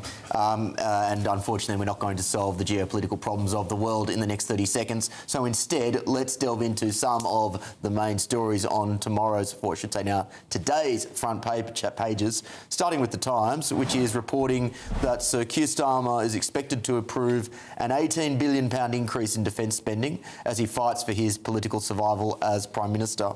Let's go to the conversation around defence, and Jamie, I will go to you here. As a good, strong Conservative man, you must welcome increased defence spending with open arms. Well, yeah, and in light of the conversation we were just having, I mean, I think if you look at our own inability to defend our own Cypriot air bases on British sovereign territory, if you look at what we're seeing across the world in very uncertain times, defence of our country has to be the priority. And I think it's very sad that in our history we've gone from having an empire whereby, you know, the seas were ours and we were able to build an empire without smartphones and technology and Google Maps and fancy equipment.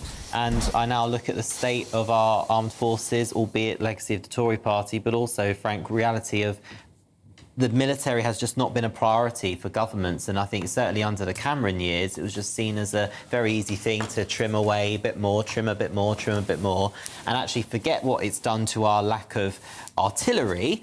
I actually think it's done a huge amount of damage to the motivation of our armed forces. When I speak to veterans, when I speak to people that are in the army, they say how depressing it is and how embarrassing it is. I agree on that. Jane, I find this timing curious. I am instinctively very supportive of increased spending on defence. I do wonder where the money is coming from.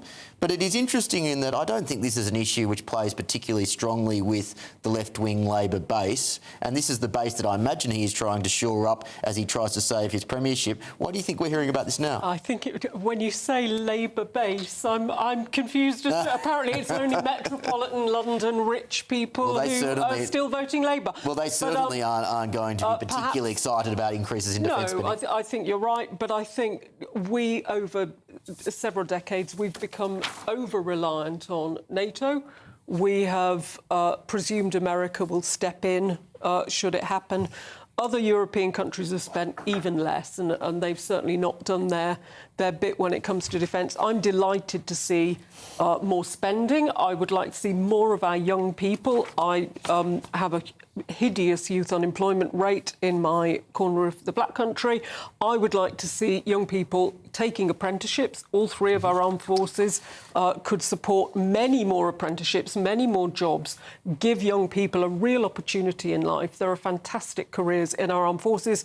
I would like to see, even though technology in defence is where the battles are going, we've seen the effectiveness of drones in Ukraine and in other things. And the Navy have got things like Dragonfire, this laser that will, £10 a shot instead of £1 million for an interceptor missile. Certain things are shifting in defence. So it's not all about money, but I absolutely welcome this. The money I would like to see needed, increased spending, certainly, increased personnel because of the opportunities it would afford young people. I agree with that. Matthew, my reading of this, and the only real reading I can have on the timing of this, is that this may be a late attempt at some legacy building before he gets turfed from office. Maybe, but this has been an issue that we've been talking about, rightly talking about, for some time. The Tories contributed, as we've said, to the hollowing out, at least to an extent, of our armed forces. I think most rational people accept that we need to spend far more on defence.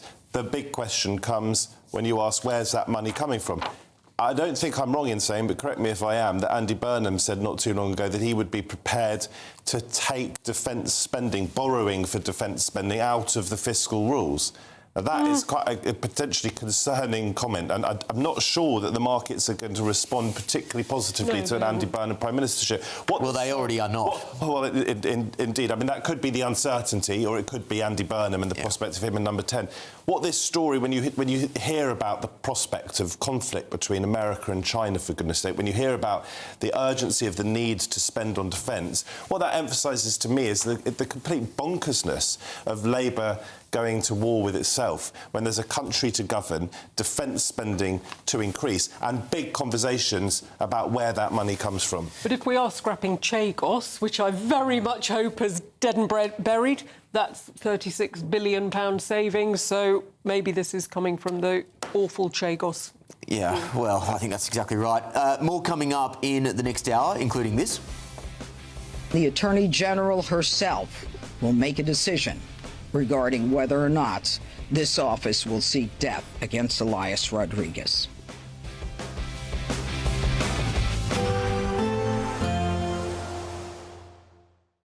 Today, clouds overhead, total zen within. Boxed Solar sponsors the weather on GB News. Hello, welcome to your latest GB News weather update from the Met Office on this relatively chilly Saturday morning. Yes, it's quite a cool, cold start for many of us, but we do also have a good deal of sunshine, especially towards the east. Further west, it's a cloudier story, and we have rain across parts of Northern Ireland, the Republic of Ireland, and that's feeding into parts of Wales and southwest England through the morning as well. Further east, we're clinging on to that drier weather for longer, but it is going to turn cloudier here with limited brightness for some places. The best of the sunshine across eastern parts of Scotland. Temperatures in the east will be a little bit higher than recent days, but further west, under the cloud and the rain, they're going to be a bit suppressed. So still quite a cool feel to things, considering it is mid-May. A fair few showers through the bulk of the day across Orkney and Shetland, and these will continue into the evening. Meanwhile, it's a fine end to the day for northern and eastern parts of Scotland. The rain, however, spilling its way in across western and southern parts of Scotland, clearing away from Northern Ireland, but showers following in behind. And then for the bulk of England and Wales, it's going to be quite grey, damp at times, maybe some late brightness, perhaps across parts of Wales and the southwest. But yes, for many, a lot of cloud and a bit of rain to go with it as well. That rain does push through, though, as we go overnight, and we see drier, clearer weather following in behind, albeit the rain lingering across parts of Scotland and the southeast, and some showers around. Yes, there will be some clear skies, but a change in our wind direction means the air's not quite as cold as it has been, so I'm not expecting a repeat of the really chilly starts that we've seen for the last few days. And then tomorrow we have the rain clearing away towards the east, albeit lingering a bit over parts of Scotland, and then some drier, brighter weather weather, particularly across central and eastern parts of the UK. Further west, plenty of showers coming in, and some of these could be heavy, possibly even thundery. Now, temperatures may be up a degree or so on today, but they are going to warm further this week. Today, clouds overhead. Total zen within. Boxed Solar sponsors the weather on GB News. Britain deserves a newsroom that puts the facts and your voice first. Well, and that's what you get on GB News. Lively debates, lively conversation. And we're not afraid to hold power to account. And each other. So join me, Andrew Pierce. And me, Miriam Gates, for Britain's Newsroom, weekdays from 9:30 on GB News. Bold. They are under no illusion. Ray, are you a human trafficker? Boundless. I've had enough of the nonsense, and I'm not afraid to say it. Don't get this on the BBC. Every weeknight, I tear through the headlines. The smell of gasoline. Should we be worried about it? From Westminster madness to cultural war chaos. What we're going to do now is they are throwing things out the car as we speak. Get ready, Britain. Here we go. Patrick Christie tonight, weeknights from 9 p.m, only on GB News, Britain's news channel. From the school run to the home run, watch a new show for all of Britain. So he can say whatever he wants. A straight talking show where all voices are heard. And, you know, when are we going to stop talking about smashing the gangs and actually do it? With the stories that matter from every part of our country. There's a bit of a crash landing there for your Chancellor. Bold, fearless and standing up for you. That's me, Martin Daubney, 3 p.m. till 6 p.m, weekdays, here only on GB News. The People's Channel, Britain's news channel.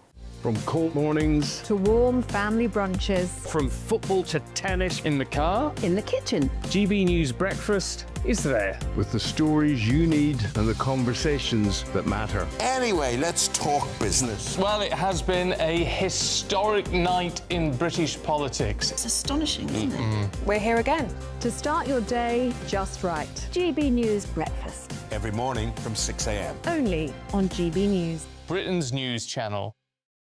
Westminster's full of talk, but out here, it's the real world. Am I allowed to talk now? No, that's it. This is where it matters, real people and real lives. That's what politics is all about. The fact that Trump made a good start, no. Straight answers, no spin, and just a couple of pints. How many fingers have I got up? About 10. So join me for Lee Anderson's Real World every Friday at 7 p.m, only on GB News. The People's Channel, Britain's news channel. Westminster, the ultimate clique. And you're fighting like rats in a sack. But here on the Camilla Tominey Show, we ask the questions the establishment media is too scared to ask. OK, let me ask you a straight question, because I know you're a straight-talking politician. Whether it's net zero, illegal immigration or law and order, nothing is off-limits. You had the power then. Yeah, as I and say, now you've lost it. That's the Camilla Tominey Show, a politics show that's fearless. But no, let me finish my question if you don't mind, because it is my show. Sundays at 9:30, only on GB News, the People's Channel, Britain's news channel.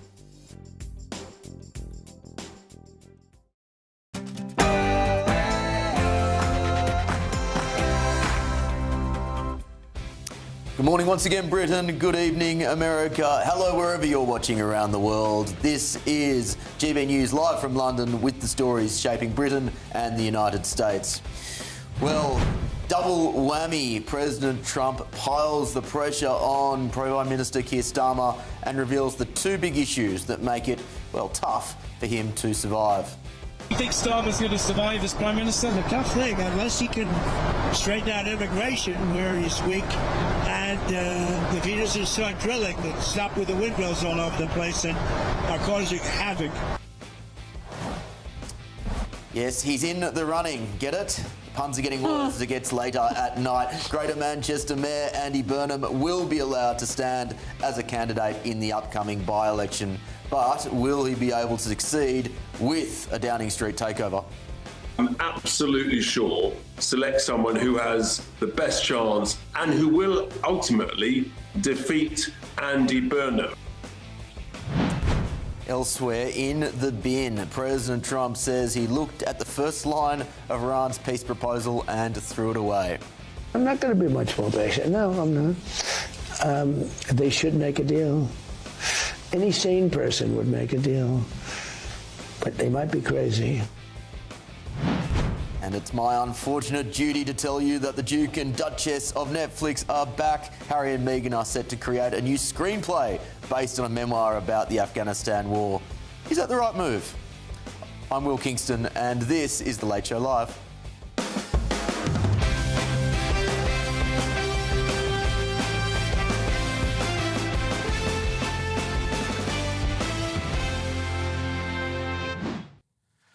Welcome back to The Late Show Live. It's the third hour and things are just starting to heat up. Thank you for staying with us. Joining me this evening is my panel of political commentator Matthew Stadlin, former Conservative MP Jane Stevenson, and Reform UK Councillor for Epping Forest District Council Jamie McIver. Thank you very much for joining me this morning, team.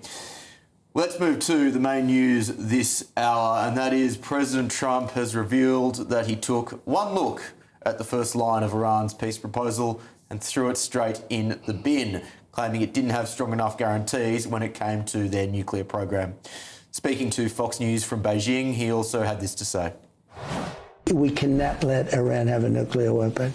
They're crazy. I'm going to get to that. You can't let them have a nuclear weapon. They would use it. There'd be no Israel. There'd be no Middle East. There'd be no Europe. You could make the case, like, why are we even... We're doing it to help Israel and to help Saudi Arabia and to help Qatar and UAE and, Kuwait and other countries, Bahrain. All you have to do is say, do you think Iran, they're crazy, should have a nuclear weapon? Everybody says no. I said, well, then you think I'm doing the right thing. And I have no choice. Only crazy people would not make a deal, but they should make a deal. And President Xi would like to see a deal made. He would like to see a deal made. And he did offer, he said, if I can be of any help at all, I would like to be of help. And I'm not going to be much more patient. No, I'm not. They should make a deal. Any sane person would make a deal. But they might be crazy. Joining me now is the Editor-in-Chief at the Foreign Desk, Lisa Daftari. Lisa, thank you very much for joining me this morning. So, we've heard rhetoric similar to this, in fact, even more strident rhetoric from Donald Trump over the course of this war. In this instance, he said that he's received a proposal from the Iranians. It obviously wasn't satisfactory. Into the bin it goes. My concern would be that he's now had this sort of rhetoric for some time, and at least in the eyes of the American public, it does not appear like this war is going as quickly or as smoothly as perhaps Trump anticipated. Has he played the art of the deal one too many times in throwing out this sort of rhetoric to the point that now people aren't exactly buying into what he's selling? Sure. I agree with you that it hasn't gone as quickly as people expected, but this is not something that Donald Trump thought was going to be a slam dunk foreign policy move. It wasn't a Venezuela equivalent by any means. It took 2 months of strategic planning and then very carefully explaining to the American people and the Iranian people within the first hours of the war what the parameters and the agenda, the goals of this war were. And he gave it 4 to 6 weeks. Obviously, we're beyond that right now, but there are many off-ramps in the meantime as well. Off-ramps in which markets bounced back pretty quickly, demonstrating to the American people, although this may not have been communicated as well, that the markets will bounce back once we take care of this generational opportunity to diminish a global threat, and that is the Iran regime. I think what the president is doing at this moment is actually pretty fresh and new. It is not the old rhetoric that we heard. What he's doing is off the tail end of his successful China meeting. He is now resetting the parameters of the Iran war. We are so focused on Hormuz. We are so focused on oil prices. Nobody's talking about the main strategic priority of the United States, and that is zero tolerance for nuclear capability for this regime. So he is resetting the parameters to either A, explain to people why we are in this war to begin with, and B, perhaps setting the stage and justifying why we need to go back to kinetic warfare to diminish the Iran regime further and to, again, deter them from ever getting a nuclear weapon. And on that possibility of a return to kinetic warfare, how likely do you think that is after Trump's actions yesterday? Very likely. I actually think it's very likely. I think he went into Beijing, telling Xi what's up. He wasn't asking, he was telling, and basically putting out the two roads that are in front of China right now. Either you are with us, you can enter U.S. markets in terms of trade and technology, or you can continue funding, aiding, arming the terror regime in Iran, but you can't have it both ways. And to choose a path forward. Look, China is an equal opportunity opportunist. I've always used that phrase about them because they will go with whomever offers a better deal. They have never stuck their necks out for the mullahs, not in the June 12-day war and not in this war. Are they buying cheap oil up the wazoo? Absolutely, because it's a great opportunity for them to do so. But will they go down with the sinking ship? Absolutely not. They even told them to open up the strait early on in the war when we knew that the mullahs were going to use it as a lever. So do they want to get that stream flowing again with cheap oil? Of course they do. But once Donald Trump went in there and explained to them what, again, our strategic imperative was, I think it's clear that he went in there offering trade and technology, but saying no to Taiwan or supporting Tehran. Let's pick up on that characterisation of the Iranian regime as a sinking ship. In some respects, that is the case. Very early on in the conflict, the top leadership layers were decimated, the armed forces have been severely diminished, and the nuclear capabilities have not been, from what I understand, eradicated, according to Trump's own comments there. But they have been somewhat attacked, somewhat diminished. At the same time, I think many people have been surprised at the resilience of the Iranian regime, and particularly with the Strait of Hormuz, they have a very, very powerful lever. In addition to the fact that they are not a democracy, they can continue to see this out potentially longer than the United States can. How do you assess where the Iranian regime sits today? You just pointed out to something very astute, very few people are talking about, and that is the fact that for this regime, and it's been around for 47 years, all they have to do is endure. All they have to do is survive, because survival is equivalent to victory. All they need to do is stay in power, because once they do stay in power, the next day the centrifuges will continue to spin, they will continue to amass missiles and drones, they will continue to fund their proxies, and they will continue to brutally kill Iranians at home to silence any sort of defection within the ranks of the Iranian people. So again, we come to this foregone conclusion that it's not the car that's the problem, it's the drunk driver. So they will be in power, they will continue to want to stay in power until every last missile is fired, until every last ounce of uranium is within their possession and can be used to deliver a weapon, until every last proxy takes every breath it can until it is in fact decimated. So we have a problem here. We cannot continue to play whack-a-mole. Again, this is an opportunity that we have not seen. The reason why the United States went into this war, and I don't mean to speak for Donald Trump, but I've been studying Iran for a very long time. We've always had the same set of facts. We've always had the same evidence. But there has never been this perfect storm of a collapsing economy within Iran, of proxies that are being diminished after October 7th, of an Iranian population majority of 90 million that are not only willing to come out and risk their lives for the basic freedoms that we take for granted, but are waiting and were begging for foreign intervention on their soil so that they can have a chance to reclaim their nation.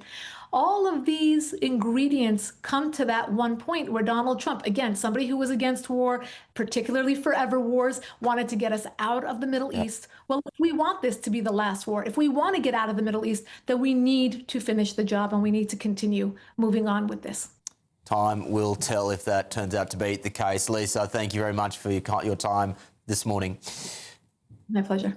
Joining me now is senior Iranian analyst at Dawn, Omid Memarian. Omid, thank you very much for your time. Let's start with a wide lens.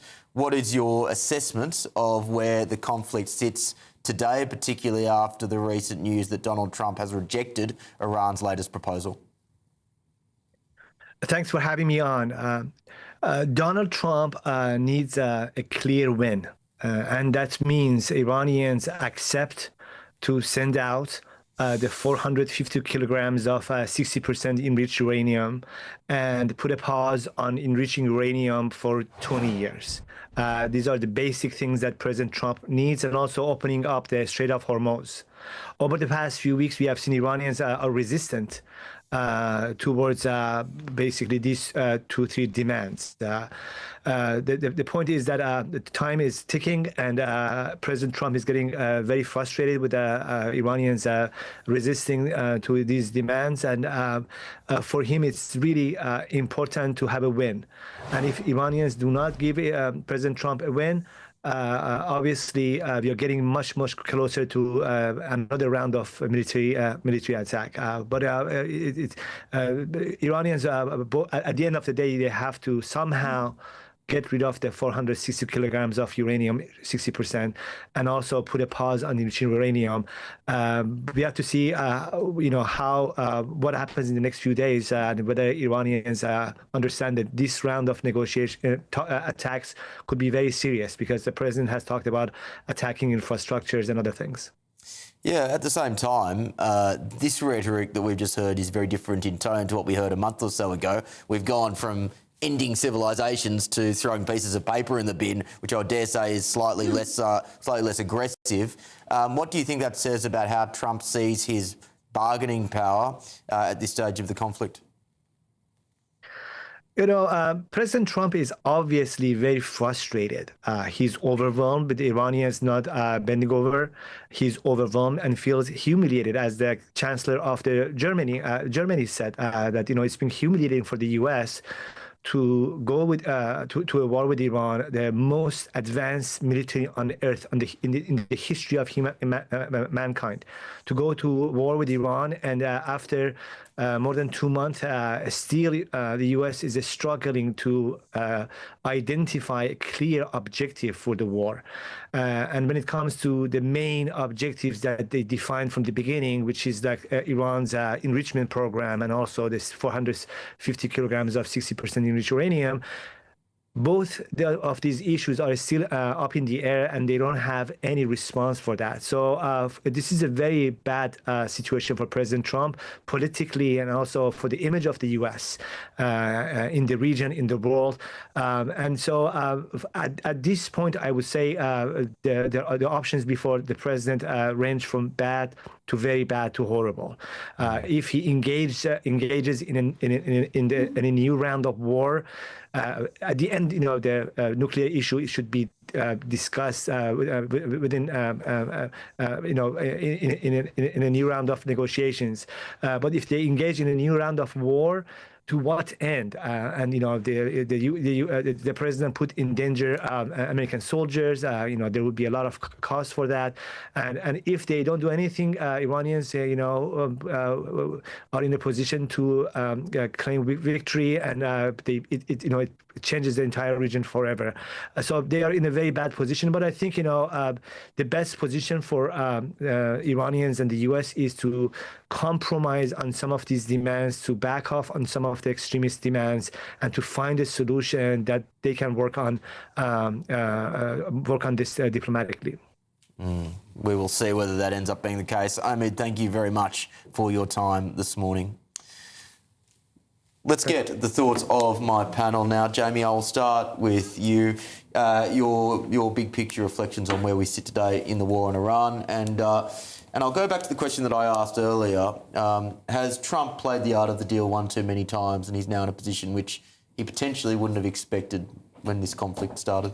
I think there's an argument that suggests that maybe he thought this might be over by now, that a deal would have been sought. I think what the commentators are saying is correct. It seems as though Iran will just keep going until they can't go anymore. What I think is very sad from a British perspective looking at this is it feels as though our foreign policy just isn't in order. So Iran, I think, one of the greatest impacts, of course, there is the impacts on the economy, but actually the relationship between Britain and the United States, I think, feels very weary now. It feels slightly embarrassing. I noted what Pete Hegseth was saying, but I think the ramifications is, if Iran is sorted out, then the Middle East should and would be settled. Settled Middle East, I think, is great for our economy. Now, look, that is quite an assumption. I understand that Iran is a fulcrum around which a lot of the evil in the Middle East does revolve, but that is a big assumption. I think it's a fair assumption, because I think one of the biggest drawbacks to people wanting to invest in the Middle East is the fact that there is, and always has been, this big question mark about Iranian nuclear weaponry. So I actually think it is a fair assumption, but also let's not forget the fact that Britain's relationship with the United States, because of Iran, has massively eroded, and the sooner that gets repaired, the better. Let's pause on the British element just for now. Jane, is it too early to call this war an act of folly?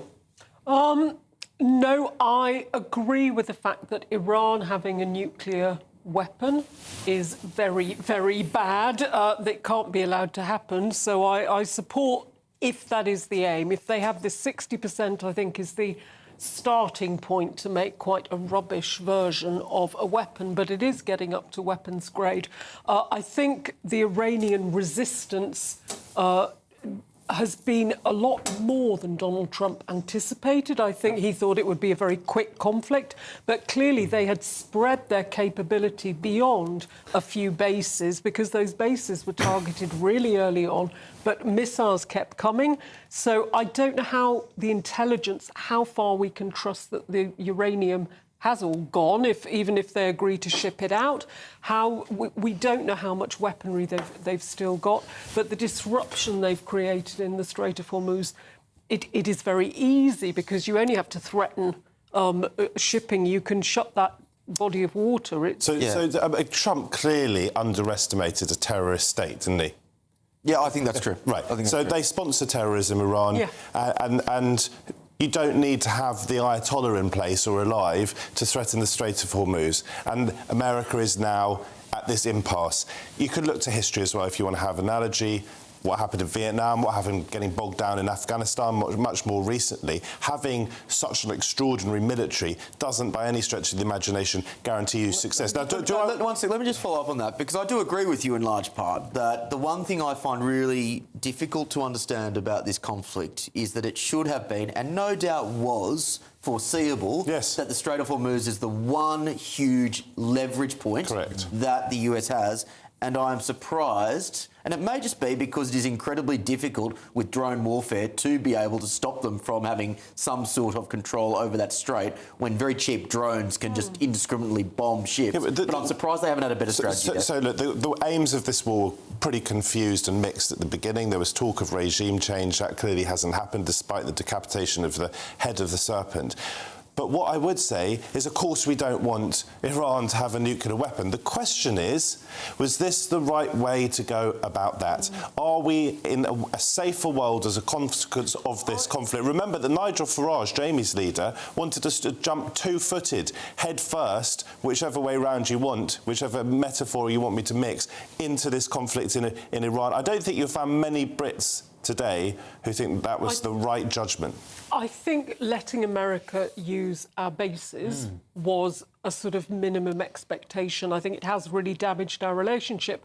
But I think, and I'm putting thoughts in the White House's brain here, I think they thought the Iranian people would rise up to overthrow the regime, as we saw at the beginning of the year when 30,000, 40,000 Iranians were murdered on the streets by their own government. But it hasn't happened. Why the uprising of the Iranian people to overthrow the regime? But I think it was I don't want to say pointless, but I'm nearly there. It was quite pointless unless you see significant regime change, because what muddies it is Iran funds terror into Europe, in Yemen, around the Middle East. This is not just a Middle East problem, it is a global terrorism. We have let America use our bases, by the way. We should just be clear about that, for defensive operations. But he refused. The damage to that was really significant in that early... Well, there's been huge damage, but you could argue from Trump in this direction. One sec, because I want to get to that. And Hexeth did remove the United Kingdom from some list of allies that they had in response to not supporting as vociferously as they would have liked. On the Farage point that Matthew mentioned, Jamie, did he bungle the initial response to the conflict? Well, anything I've ever heard Nigel say has been that we should be letting the US use their bases in our sovereign territory, and I think that's right. And I think actually the good thing about Keir Starmer's inept there is actually it's probably saved the Chagos Islands from actually becoming non-British. So I think that's a positive out of all of this negativity is that we retain our sovereignty of the Chagos Islands. But I don't think any politician is egging on war. No one wants to do that. But the self-respect the United Kingdom should have, and actually understanding Britain's role in the world, I think Britain's quite lost in the world when it comes to our foreign affairs. And at least with Nigel Farage, you get direction and answers. But was it 22 just the wrong ones plots in the United Kingdom funded by Iran that MI5 has foiled in the last 2 or 3 years? That is a lot of attacks. They only need to be lucky once, and we have a horrific situation in a capital city. You know, they are threatening British people domestically. It is not just in Iran that this horror... How many terrorist proxies are coming here on the boats? Well, that's another very good point, but it's a point in which we don't have time to fully respond to right now. But please let me know your thoughts on that. gbnews.com/your say. Still ahead on The Late Show Live, Harry and Meghan are set to create a new Netflix film based on a memoir about the Afghanistan war. But is that the right move? I think I can hear a few very loud voices being yelled into television screens across the country. This is The Late Show Live, only on GB News.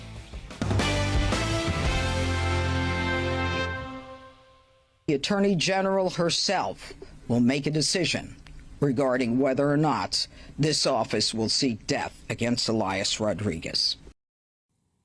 That was the US Attorney for Washington, D.C., Jeanine Pirro, as the Justice Department announces it will be seeking the death penalty against the man accused of murdering 2 Israeli embassy staffers outside a Jewish museum in Washington in what prosecutors are calling a politically motivated hate crime. Elias Rodriguez faces federal murder and hate crime charges over the killings of Yaron Lashinsky and Sarah Milgram last May. Prosecutors say he shouted "Free Palestine" during the attack before later telling police, "I did it for Gaza." So, and I think this is a relevant conversation, not just in the United States, but in the United Kingdom this morning. I asked the panel, should Britain bring back the death penalty for similar crimes? I am still joined by Matthew Stadlin, Jane Stevenson and Jamie McIver.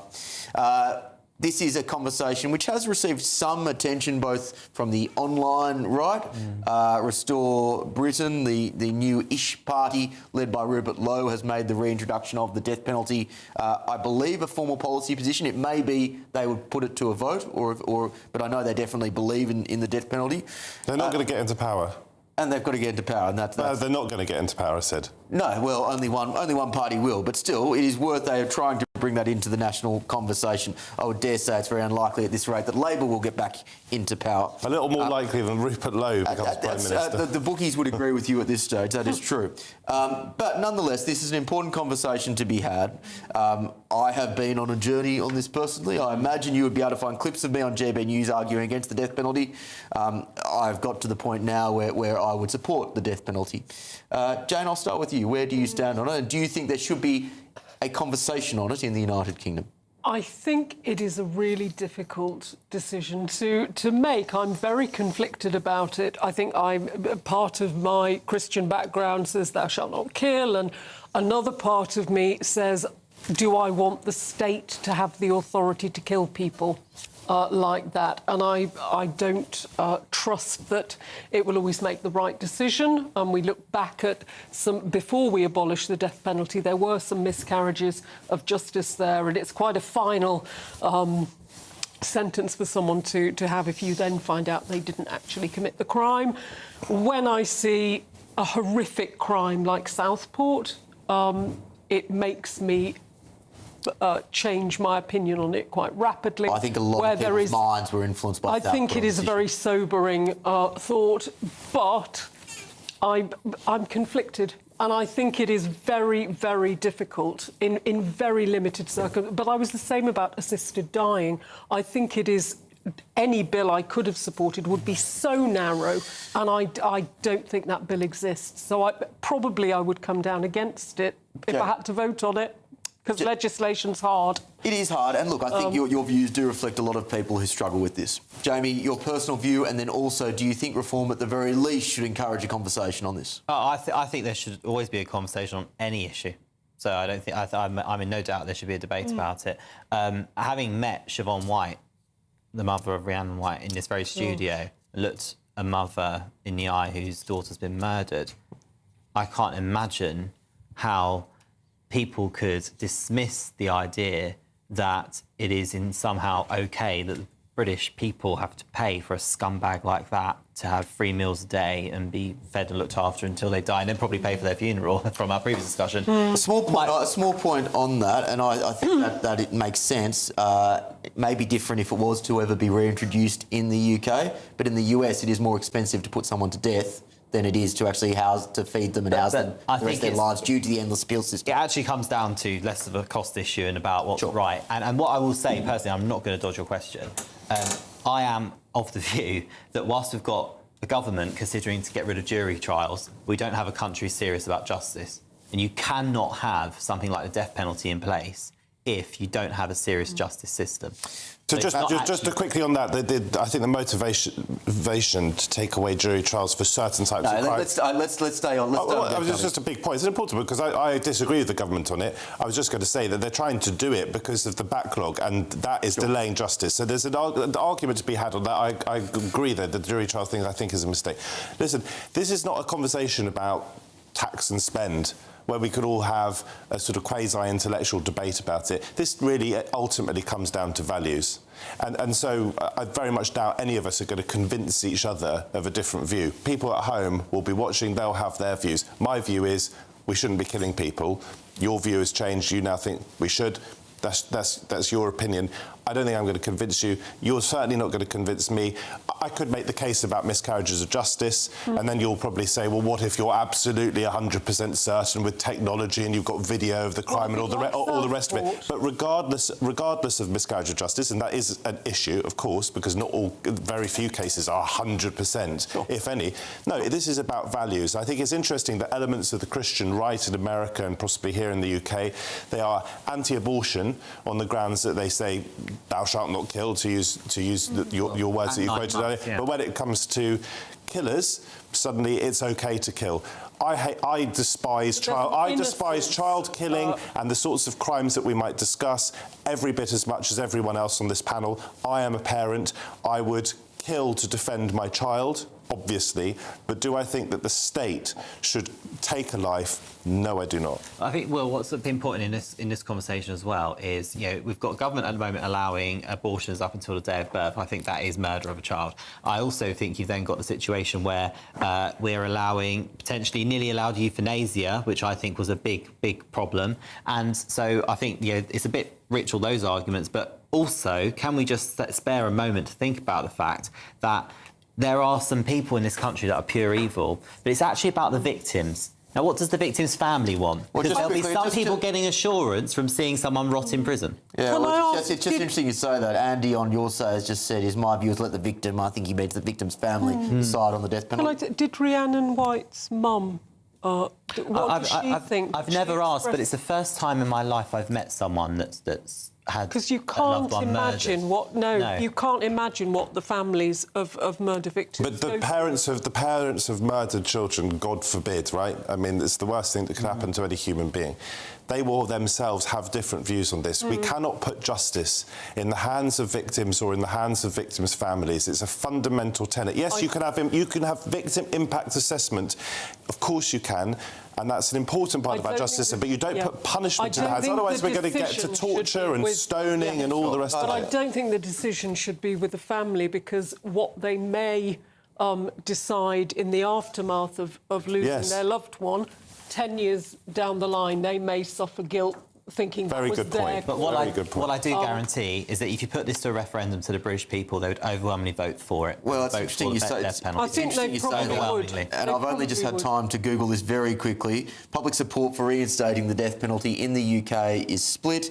And this is coming from the Archive of Market and Social Research. Very quick Google search, take this with a grain of salt. While a minority support it for all murders, around 40%, Recent polls show that over 50% of Britons favour bringing back capital punishment. And that feels broadly right to me, and that I think you probably would have at the moment a relatively even split, which I would suggest warrants a national conversation, if nothing else.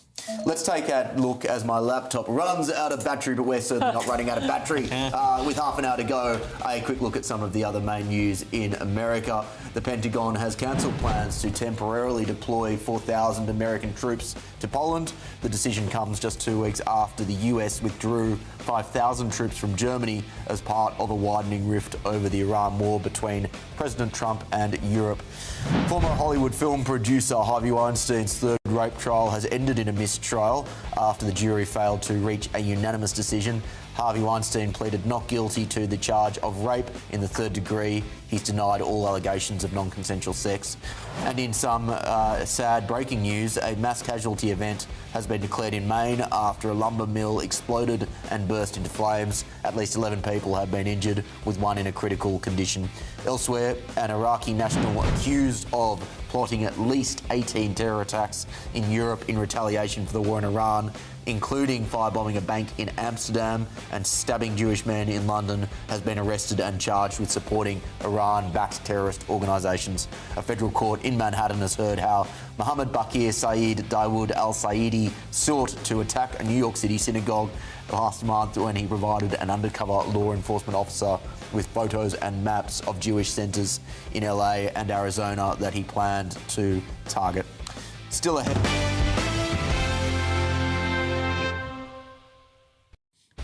Still ahead on The Late Show Live, the Sussexes are making power moves again as Meghan and Harry line up a brand new film project in their latest Netflix venture, Joy. This is The Late Show Live, only on GBNews. Expect warm spells with the odd rude interruption. Boxed Boiler sponsors the weather on GB News. Hello, welcome to your latest GB News weather update from the Met Office on this relatively chilly Saturday morning. Yes, it's quite a cool, cold start for many of us, but we do also have a good deal of sunshine, especially towards the east. Further west, it's a cloudier story, and we have rain across parts of Northern Ireland, the Republic of Ireland, and that's feeding into parts of Wales and southwest England through the morning as well. Further east, we're clinging on to that drier weather for longer, but it is going to turn cloudier here with limited brightness for some places. The best of the sunshine across eastern parts of Scotland. Temperatures in the east will be a little bit higher than recent days, but further west, under the cloud and the rain, they're going to be a bit suppressed. So still quite a cool feel to things considering it is mid-May. A fair few showers through the bulk of the day across Orkney and Shetland, and these will continue into the evening. Meanwhile, it's a fine end to the day for northern and eastern parts of Scotland. The rain, however, spilling its way in across western and southern parts of Scotland, clearing away from Northern Ireland, but showers following in behind. And then for the bulk of England and Wales, it's going to be quite grey, damp at times, maybe some late brightness, perhaps across parts of Wales and the southwest. But yes, for many, a lot of cloud and a bit of rain to go with it as well. That rain does push through though as we go overnight, and we see drier, clearer weather following in behind, albeit the rain lingering across parts of Scotland and the southeast and some showers around. Yes, there will be some clear skies, but a change in our wind direction means the air is not quite as cold as it has been. So I'm not expecting a repeat of the really chilly starts that we've seen for the last few days. And then tomorrow we have the rain clearing away towards the east, albeit lingering a bit over parts of Scotland, and then some drier, brighter weather, particularly across central and eastern parts of the UK. Further west, plenty of showers coming in, and some of these could be heavy, possibly even thundery. Now, temperatures may be up a degree or so on today, but they are going to warm further this week. Expect warm spells with the odd rude interruption. Boxed Boiler sponsors the weather on GB News.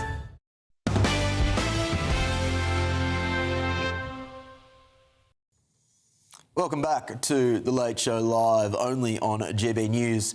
Well, everyone's favourite royal couple, Prince Harry and Meghan Markle, have unveiled their latest Netflix venture, a dramatic new film based on one of the most intense battles fought by British troops during the Afghanistan war. Through their production company, Archwell, the Sussexes will adapt No Way Out, the harrowing memoir by Major Adam Jowett, who led a small unit of British soldiers under relentless Taliban attack in the Helmand stronghold of Musa Kalar in 2006. The project is likely to strike a personal chord for Prince Harry, who served a decade in the British Army and completed 2 tours of Afghanistan before leaving the military in 2015. It also comes after Harry publicly pushed back against Donald Trump over remarks suggesting allies like Britain had stayed a little back from the front lines during that conflict. And those remarks there really was no excuse for. I'll just go to my panel before we get our guest coming from the United States. Jane, I'll start with you. This is undoubtedly a very worthy story to be told.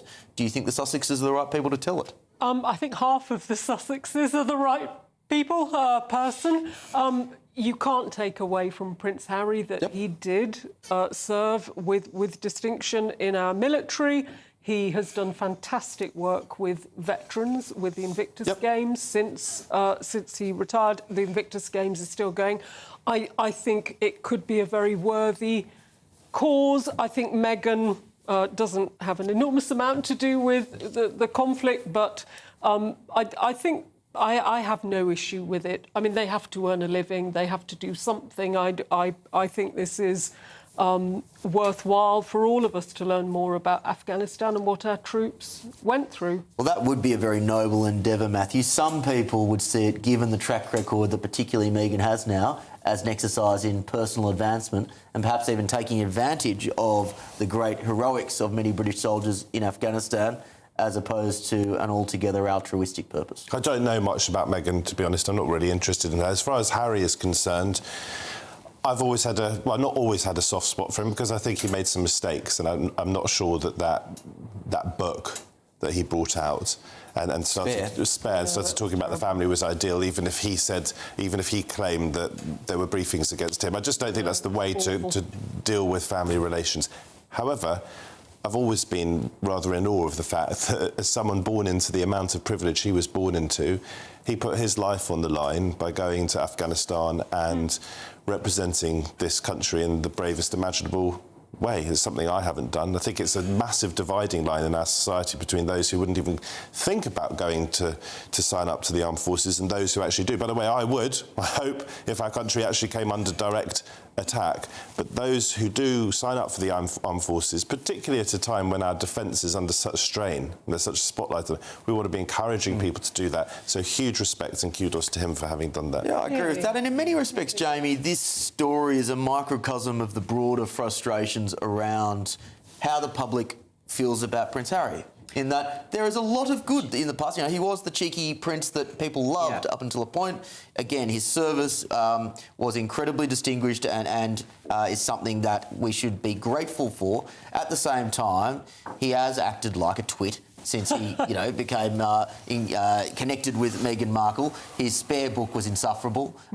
Many people perceive, that he has acted incredibly poorly since. And so when you hear this, you kind of go, well, there's the good and the bad all rolled up into one slightly unfortunate package. Yeah, I mean, look, first of all, it's the King's son, so I'm never going to sit here and badmouth the guy and his service in the armed forces.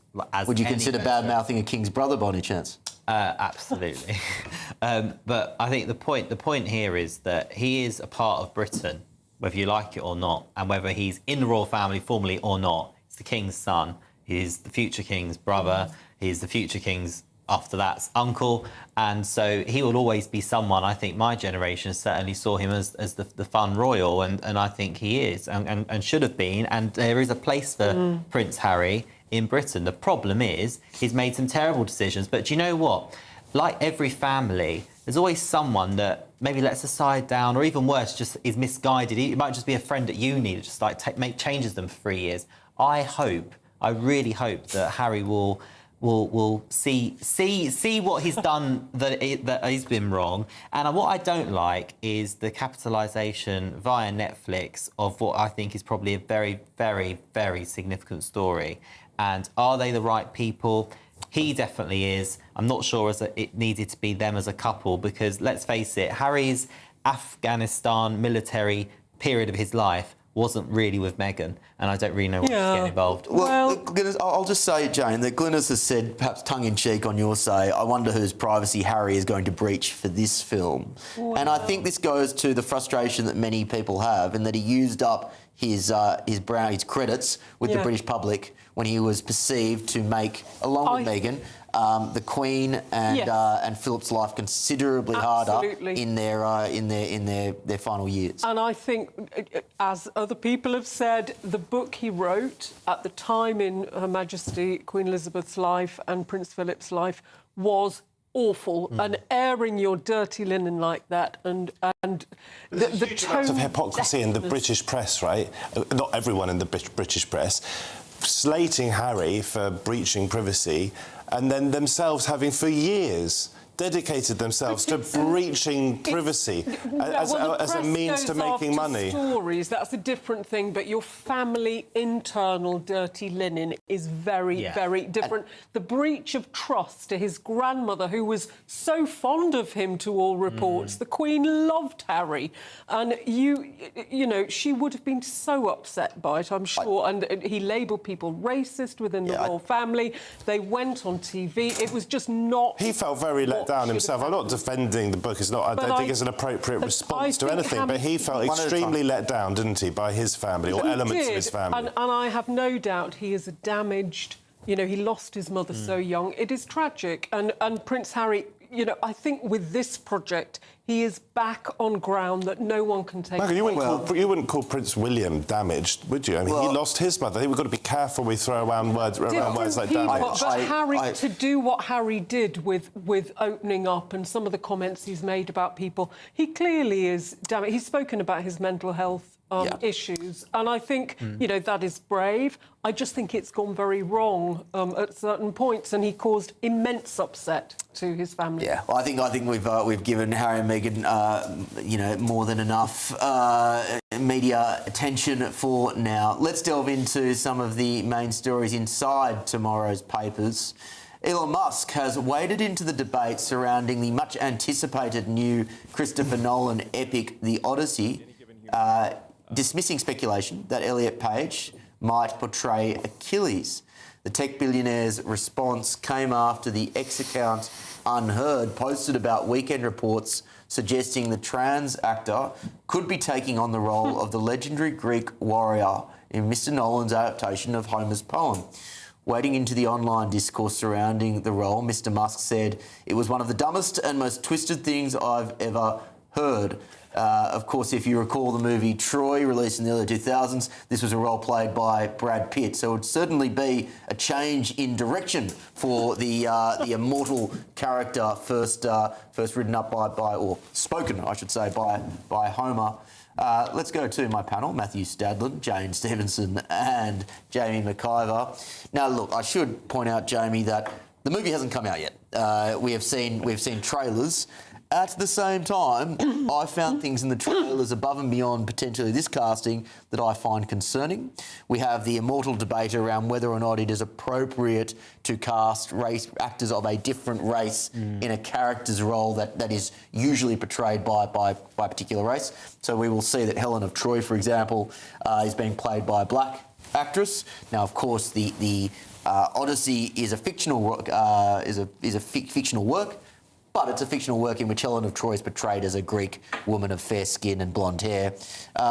Do you think this is more, you know, Hollywood wokery, or are we making a mountain out of a molehill? Well, I can speak... Well, by the way, I'm the worst person to talk about films, so I don't watch them. But what I can say is I have a little bit of lived experience here, because when I was at school, I was in High School Musical performance, and I had to play Zeke, who was a black guy who also, much of the script was in a style of talk that I don't do with my friends. So it was actually quite a difficult gig for a young drama student. But what I think is a point here is the sincerity. Are you casting someone because they're a really good actor, to which case it doesn't matter the colour of their skin, but are you deliberately casting someone because they deviate from the norm in terms of the character you're trying to represent, and you're actually trying to deliberately create a visual that's going to stir a conversation? Now, if that's the case, I actually think that's quite racist in itself, this obsession with that DEI. And the same goes for anybody that's, you know, of a different sex, because let's face it, an adult female is not a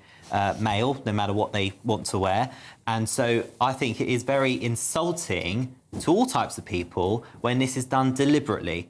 But if people are being given a job based on their credentials, because they're a really good actor and they've got the best singing voice or whatever, it's a very different conversation. But I do feel there's just this obsession with creating this very debate and conversation through casting. I think it's deliberate. And Matthew, of course, there is the other argument that this would never go the other way. For example, if there was a famous or well-respected, let's say, African-American character, you would never see a white actor or actress playing them. It just wouldn't happen. So it is clearly an attempt to, in some respects, change the historical record at the expense of kind of, I don't know, Pat. Maybe it's about choosing the best actor or actress, as you've said. But the best actor or actress, if they are white, well, there's cultural sensitivities that I think it's perfectly reasonable to be aware of. There are obviously, in certain period dramas, there are going to be very few roles for black people or Asian people. We did have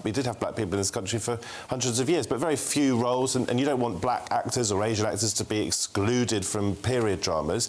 Acting is about the suspension of disbelief, isn't it? It's about playing other people. By the way, you talked about Helen of Troy. Hang on. You talked about Helen of Troy. You said that Helen of Troy was blonde. But Helen of Troy, I can tell you as a classicist, Troy is in what is modern-day Turkey. It's pretty unlikely that Helen of Troy was blonde, just on a point of information. I believe that is again, this is oral history, and it has been recorded down in several different ways, but I believe in some of the histories that have been written down, blonde hair is mentioned. But you're We'd right. have to go to the Iliad by Homer, and I can't remember, but it's unlikely that a Turkish woman had blonde hair. Well, in any case, there is another potential rationale for this, which I've read recently, and I was aware of this when it happened, but I'd, to be honest, forgotten about it, and that is Christopher Nolan is now pandering to the Academy Awards, who have now put down particular diversity quotas in order to be eligible for an Academy Award. And I'm just trying to find what exactly they are, but they are basically, you need to have a certain amount of either non-straight or minority actors or actresses in lead roles. It could just be an attempt to make sure that he finally gets an Academy Award for his efforts. I think it's Hollywood is woke. I mean, if you want to look at the home of woke, it's Hollywood.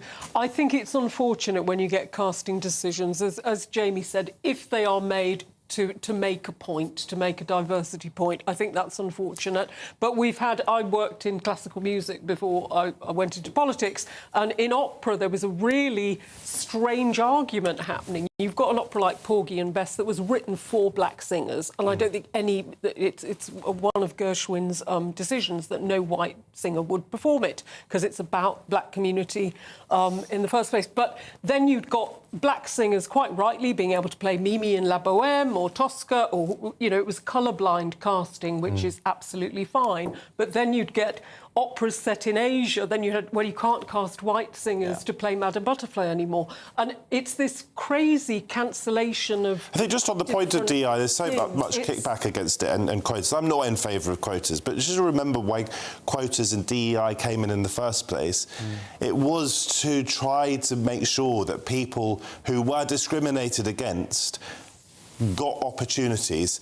And when it gets out of control, and as I say, I'm not in favour of quotas, but it's no good. Well, but the point of it was to try to make sure that the best talent did rise to the top, and people were not prevented from doing certain things in society. It is odd. If colour-blind casting is fine in a work of fiction, maybe, but if it's a historic character, if there's a description of that person, I find it odd. It's like I think Netflix has an Asian Mozart or something recently, and clearly Mozart was Austrian and wasn't an Asian. There was a Battle of Hastings recreation. I think I won't say who the channel was, so I'm not 100% sure, but pretty much half of the army was black, which is news to me. And then you get something like Bridgerton that's fiction. It's just a fiction. It's a fantasy piece, and you get mixed black and white actors, and no one really cares or notices.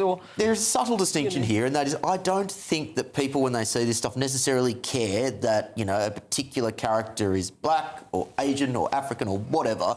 It's the feeling that they're being lectured to. It is the feeling that you are trying to make a political point to me, and I already get enough political points being made to me in my corporate job or, by politicians. When I go to the movies, I just want to watch an entertaining movie. Well, could the person who played the Queen in The Crown be a black woman? I would argue no. And that's the point, isn't it? But if they deliberately cast a black woman to prove a point, and I think DEI, the biggest problem with it, it's actually made the problem worse. But I think that is now why they're... I think what we've shown in this conversation is actually quite tricky, because I probably agree with you on that. But at the same time, as I've already said, if we're going to do a lot of period drama, and there's quite a bit of it about, we don't want to exclude black and Asian actors. But you can have period drama set in situations with black people. Let's go. We all will watch as well. Let's go to one more inside story whilst we still have a bit of time left, and that is from the Mirror, who report that Sir David Beckham, two very different characters on the national stage. So David Beckham has become the UK's first billionaire sports star. The Sunday Times Rich List calculates there are now 157 UK billionaires, 20 less than 4 years ago, and you can make your own minds up as to why that's the case. Thanks, Rachel. King Charles's estimated wealth has grown by £40 million to £680 million, pushing the monarch up to number 230 on the list. This means he now surpasses former Prime Minister Rishi Sunak and his wife Akshata Murthy, who are also on the list with an estimated worth of $563 million. Jamie, let me do my best Zach Polanski impression. Surely time for wealth taxes. Well, I want there to be loads and loads and loads and loads of millionaires and billionaires self-made in Britain, because we have a thriving economy, who then go and create loads and loads of more jobs and opportunities for people that are looking at that thinking, could that ever be me? And yes, it could be, if you had a government that backed people with ambition and entrepreneurship. And I think as a country, we should make ourselves the place that people with aspiration, that where the sky can be the limit. Someone like David Beckham. Actually, what a great story for our country, actually. Matthew, what do you make, again, using that as a frame perhaps, but what do you make of the rhetoric from the Greens, which effectively is the answer to every question is tax the billionaires or tax the rich? How do you respond to I that? I think Zach Polanski's populism is in the form of going after the billionaires. Reform's populism is going after immigrants.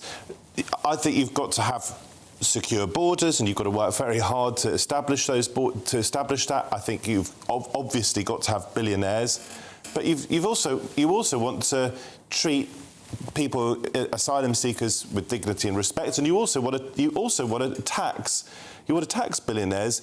Not so much that they leave the country. You've got to be clever in the way you tax them. If you're going to start telling foreign billionaires, by the way, that you're going to go after their international inheritance or whatever, no. You've got to do it sensibly and not in a populist way. Jane, final thought from you. Well, I think clearly billionaires move if you tax them too much. So I'm on the right of politics. I think you can incentivise philanthropic giving, perhaps, rather than taxing people. You can incentivise investing in businesses. If you overtax, you get no growth. Thank you, Rachel Reeves. You get fewer billionaires. Got growth. We're the highest in the G7. Highest in the G7. On a baseline of nothing. Highest in the G7. Let's celebrate that. We do not have enough time to get into Thanks to a Labour government, Thanks to Brexit. Yeah, thanks to Brexit. I do find it interesting that these people think that rich billionaires don't have good accountants and they don't have private jets. But that is a conversation for another day.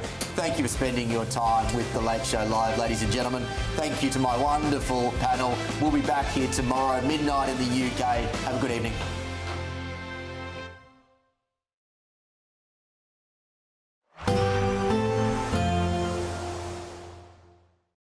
Today, clouds overhead, total zen within.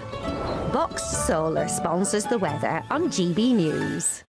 Hello, welcome to your latest GB News weather update from the Met Office on this relatively chilly Saturday morning. Yes, it's quite a cool, cold start for many of us, but we do also have a good deal of sunshine, especially towards the east. Further west, it's a cloudier story, and we have rain across parts of Northern Ireland, the Republic of Ireland, and that's feeding into parts of Wales and southwest England through the morning as well. Further east, we're clinging on to that drier weather for longer, but it is going to turn cloudier here with limited brightness for some places. The best of the sunshine across eastern parts of Scotland. Temperatures in the east will be a little bit higher than recent days, but further west, under the cloud and the rain, they're going to be a bit suppressed. So still quite a cool feel to things considering it is mid-May.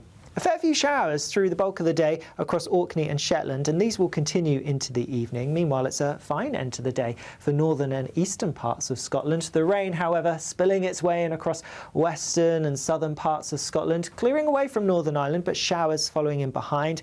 And then for the bulk of England and Wales, it's going to be quite grey, damp at times, maybe some late brightness, perhaps across parts of Wales and the southwest. But yes, for many, a lot of cloud and a bit of rain to go with it as well. That rain does push through though as we go overnight, and we see drier, clearer weather following in behind, albeit the rain lingering across parts of Scotland and the southeast and some showers around. Yes, there will be some clear skies, but a change in our wind direction means the air's not quite as cold as it has been. So I'm not expecting a repeat of the really chilly starts that we've seen for the last few days. Then tomorrow we have the rain clearing away towards the east, albeit lingering a bit over parts of Scotland, and then some drier, brighter weather, particularly across central and eastern parts of the UK. Further west, plenty of showers coming in, and some of these could be heavy, possibly even thundery. Now, temperatures may be up a degree or so on today, but they are going to warm further this week. Today, clouds overhead, total zen within. Boxed Solar sponsors the weather on GB News. 5 hosts, 5 opinions, 5 fearless debates, 5 unfiltered takes on the day's news. 5 reasons not to be anywhere else on Saturday night. This is the Saturday 5. You got me good there. Britain's biggest Saturday night TV show. It's not a bad brand. Yeah. Uncensored. Very, very racist tonight on the unpredictable. What did she say? Can you translate it for us? And always entertaining. And how can a country go from being led by William Wallace to Saturday nights from 6 p.m. only on GB News. The People's Channel. Britain's news channel. You're going to want to stay tuned, trust me. Do you trust what you're being told? Good, because neither do I. Those are just facts. I'm Alex Armstrong, and on my show, we'll expose the spin. Well, I want to answer that, because you didn't let me last time, because you always speak over me. The broken promises. To deny that is denying the truth. And the hypocrisy. We can allow. Stop. We can allow. Politics, policy, parliament. Nothing is off limits. No sugarcoating, no fear of offence, just the truth laid bare. Tune in every Saturday and Sunday at 9 p.m. for Alex Armstrong Tonight, only on GB News, Britain's news channel.